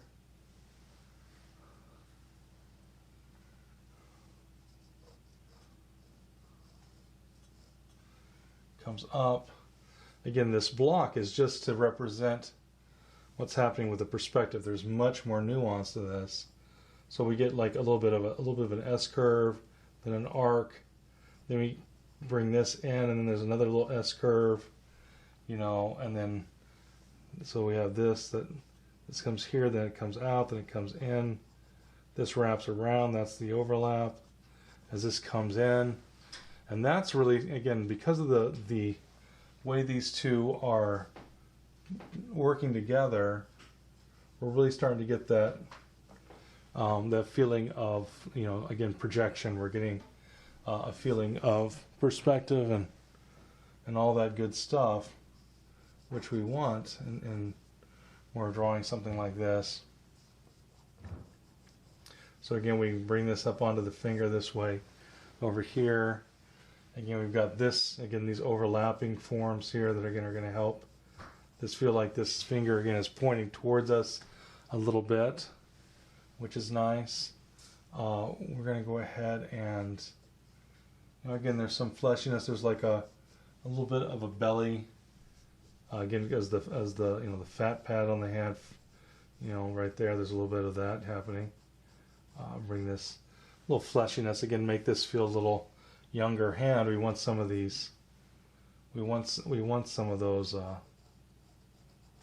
The roundness to this, to indicate the fact that this has this finger has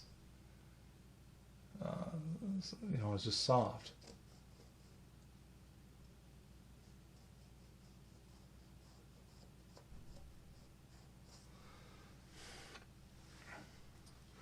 These ones that are coming towards me, we have the tip of the finger, and then just a little bit behind the tip of the finger we get just a little bit of that, where that joint comes up and it goes that way. We get a little bit of that happening. We also get a little bit of the nail coming around the finger, which is part of what we need to create this illusion.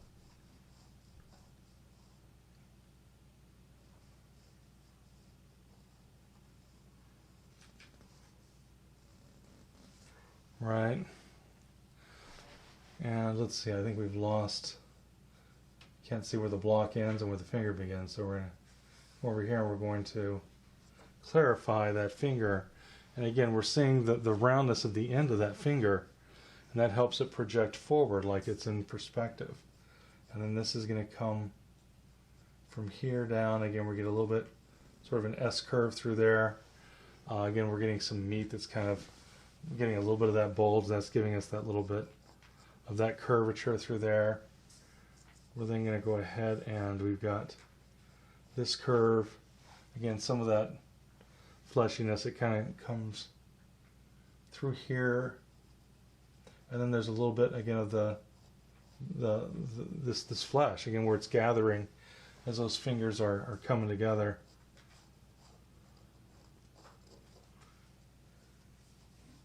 My hand does some of the same sort of stuff. Got some flesh as far as that goes. So again, we've got this finger starting to appear here. Hopefully we can see this like so.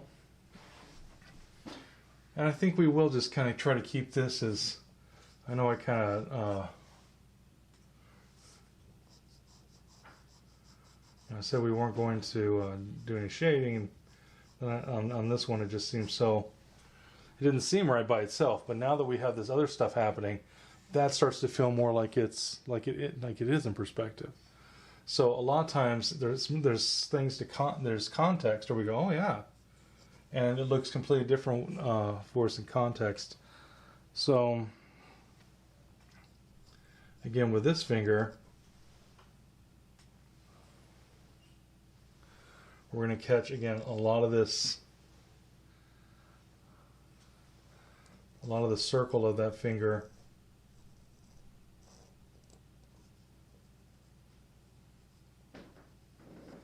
Coming down like so.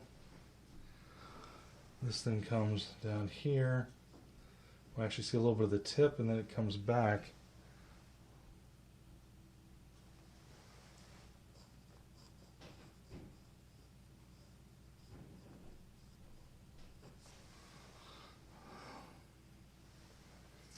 We then see a little bit of this. Again, this we're going to see a little bit of the nail,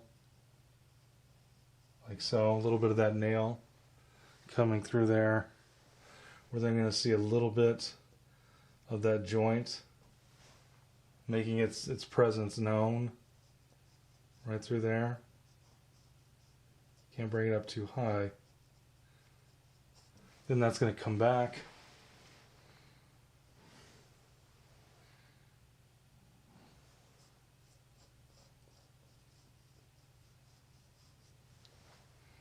Okay. So again, the hardest part of this is some of these projections.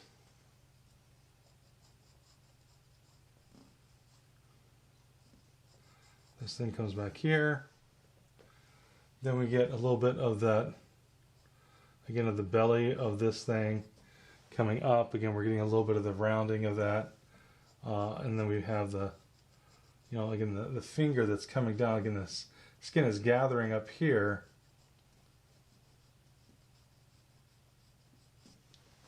Right?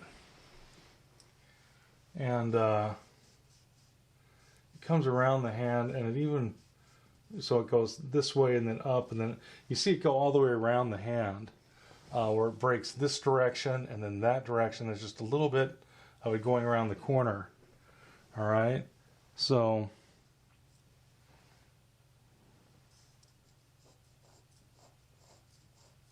this goes here, that goes there.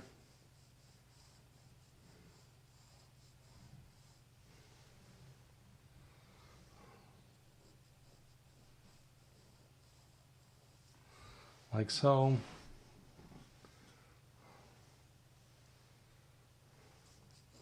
We have another joint there, and then we have this come down here into the hand like so. All right, and then this is going to come down, and then so this comes out a little bit, this comes there, and then there, and then it comes down in here into that palm. And then we have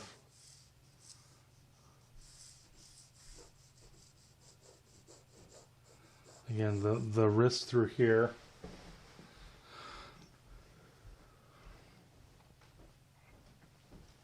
And we're not going to get too much into the different creases of the hand, but they are there, so we don't want to ignore them either.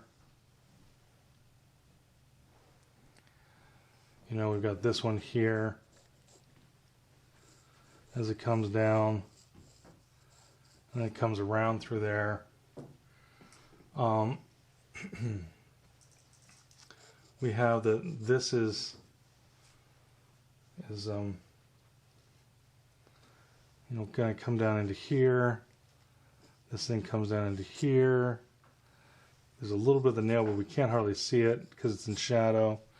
And it's so far around the corner, I don't know that I'm going to try to put it in there, because sometimes if you're not careful, it just looks like a double line when it's so far.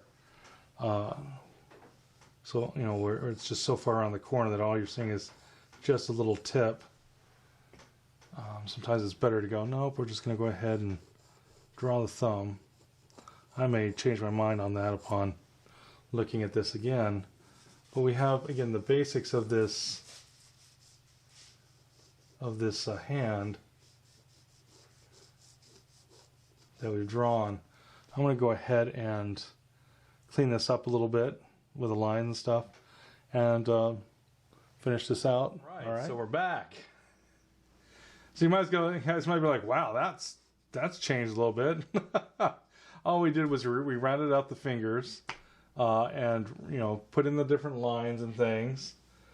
I had done a little bit of mapping on some of the shadows, so I really just have like a light and dark shadow shapes, just to give a little bit of indication of form. I mean, it's still pretty flat, but it's enough where we can go, yeah, okay, I can kind of understand what we've done here. Again, just like the nails, you don't want the lines of the hand to become too deep, too dark everywhere. They'll start to look like someone took a mascara pencil and started marking up your hand, and you don't want that. It's probably not the look that you're going for. I darkened some of these up maybe just a little bit too much. But again, all I did was I wanted to come in around here and show, you know, the contours that I put on there, and to erase the boxes enough so you could see what's going on.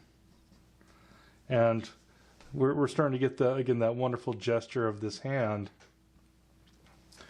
Perhaps this one is a little bit coming in a little bit too far, so I might have to play with that again. Sometimes we exaggerate, and then we might need to pull it back. I think the gesture of this is now off a bit. It's not enough so that I'm you know, going to lose sleep over it, but I could still just come in here and again just find that gesture through there, but this is what we want to do. I want you to do, at least for those in my class. This guy got a little bit too much. It's almost looking like I'm trying to go beyond just light versus dark. So we're going to blow that out a bit. But what I want you to do for those that are in my class, I want you to try to take, I'm going to send you this image, and I want you to try to draw at least 3 of these different hand shapes. You can certainly try to do the ones that I've done here, if you like.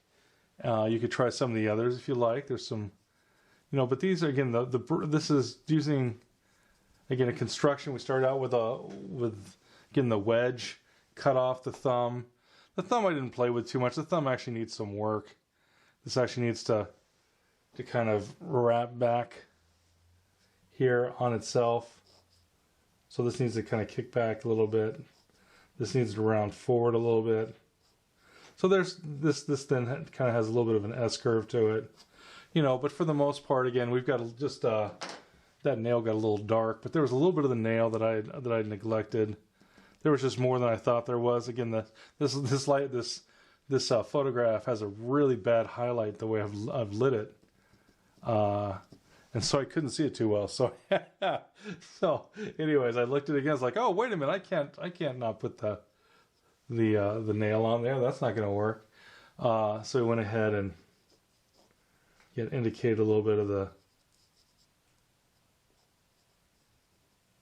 the nail on that thumb as far as that goes. But anyway, so again, I want you guys to try to do three fingers. Again, we start with the wedge shape, cut off the thumb, divide these into 4, use the blocks to try to block this out. Now again, I could have done cylinders instead of blocks. So if we'd done this finger, we could have said, well, instead of the block, we'll just start with, this section of finger. And then we go, okay, and then we've got it coming towards us. So again, if we have a cylinder that's coming towards us, we're going to start to see more of the circle as it points towards us. And then if we said, all right, now we're going to have this other one point again. And again, if we do that, so if we did this again, the more that it points towards us, the more we're going to see more of the opening of the cylinder. So I could use this method where we're using, again, just cylinders to then, create that finger. Either one works. It's just getting used to seeing the volumes. Like again, as this circle is pointing more towards me, it's that ellipse opens up. So that becomes important. So this ellipse would be rounder. This ellipse would be rounder because it would be about the same ellipse on that one. This ellipse would be, see, this is pointing away from me, so you wouldn't see the back. And then of these two, we would see where this attaches to this one. And so again, we get an ellipse, but it's not going to be near as open an ellipse as this one. This is going to be far more open. This is going to be, so it's changing from one that's going this direction. We see this arc. And it looks like I haven't really played that up. There is actually a little bit of that arc right through there. And this one becomes, and again, we could look for this and it looks like, yeah, I could really exaggerate a little bit more the underside, the smile, if you will. I could again, there's a little bit of the smile just very softly coming around and just indicating little bits of that. All of a sudden that finger looks better. Again, I could do that here. I could do that, the same thing here. Or bringing in some of these, again, some of those ellipses to help us give the feeling of projection, to give us the feeling of foreshortening. And so, yeah, go ahead and give this a shot. It's a really great way to break down complex fingers. And again, fingers are tough, and it's really all the subtlety is what really makes them difficult. But if we break them down using now remember the first video, for those that have seen it, where we talked about the basic construction, half and half. Well, this, if it was fully extended, this is the inside, so it's not quite half and half. The fingers are a little shorter than the palm. Because, if we look here, the webbing between the fingers shortens the finger on the inside, whereas we can see it back towards the knuckle a little bit more on the backside. And then if we, think about the arcs through the joints on the fingers and through the joints, on the back as well. And And then we can take those fingers, we can break them down into the 3 sections, 2 sections for the thumb. We add the thumb as sort of a triangle towards the end. Now this is a little softer because of the way the thumb is being held, but there's still, again, a little bit of this triangle, this projection of this thumb coming off. You know, this was the original cut, and this thumb has actually been brought in a little bit, but the idea is that's the triangle right through there that we've added for the thumb, part of the triangle, you know, right through there, coming in onto that finger. Okay, so give this a shot. Use this construction method of the fingers and blocking things in. It's going to really help us to see the perspective. If I was doing this hand here, I would really have to, you know, focus in on the basic block shape. This is the top over here, and then it comes down the side like so, and that's, you know, we'd have to have that main shape, whereas this one is actually, this is partly because of the way the hand goes, but we can't see because of the way that muscle, that's this muscle right here, we can't see this part until it clears that down here. So remember that the hand can also twist and turn, and this is partly because the bones actually curve, and it's partly because this is, you know, rounding out and covering, and that's this part.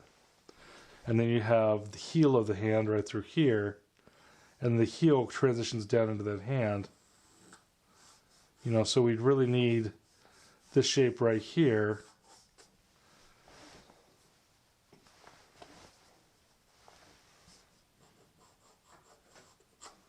to then bring the fingers off of here. You know, we then cut these into 4 places, bring the fingers off. Or if we wanted to start with something a little simpler, we could, again, bring sort of a little mitten shape. And then break the mitten shape down into the fingers, the separate fingers, stuff like that. We could also, you know, this is coming off there's a little bit of the back of this going onto the back of the hand. As this is then going, this is really far to my right, so you have to forgive me on some of this. And then again, we can't see most of the thumb because, again, the muscle of the palm and the way the thumb is kicked back and then up, all we see is a little bit of this. Now the angle of the thumb is going to be very important, but all we see is a little bit of this. And we're going to need this part of this. Again, is where we can see this flare open here. This is the front edge. This is the inside. So to be able to see this is important to actually be able to draw that hand. This would then be a little bit of the back of the hand right there. Side. Top. You know, so we need to break this down with construction. Thumb. And with something like this, there's times where we will start like this. And then I'll go, okay, now I'm going to need to go ahead and turn that into fingers. And, you know, this is actually a little bit more like this. A little more cupped. So I'd want to see that and change my construction. And then I could visualize like the back of it and go, okay, let's go ahead and divide this into 4. Well, that wasn't right. That divides into 1. Yeah, there we go. Yeah, that was right. Okay. And then we could bring the fingers off of these points. I'm trying to see through the hand to the thickness, you know, this thickness right here, where the fingers are coming off of there. We could project them forward, break them down, and then draw this hand much more easily. So try to draw at least 3 of these. This is certainly one of the hardest. This and this is probably going to be one of the easiest in terms of the 3. But I'd like you to try one of these 2 as well, this one or that one. But again, if we start breaking the fingers down, they're much easier, much more digestible. If we keep the basic proportion of the different fingers, if we keep the basic way they're constructed, it'll look like a hand, and we don't have to, you know, try to hide our hands. You can actually start by using this method, be able to draw very, very sophisticated hands. So go ahead and use this while you're drawing, and try to be more creative. This has been Kevin McCain. I hope you enjoy this. Get out there and don't be afraid of drawing hands. Take care now, and you guys have a good day. Bye-bye now.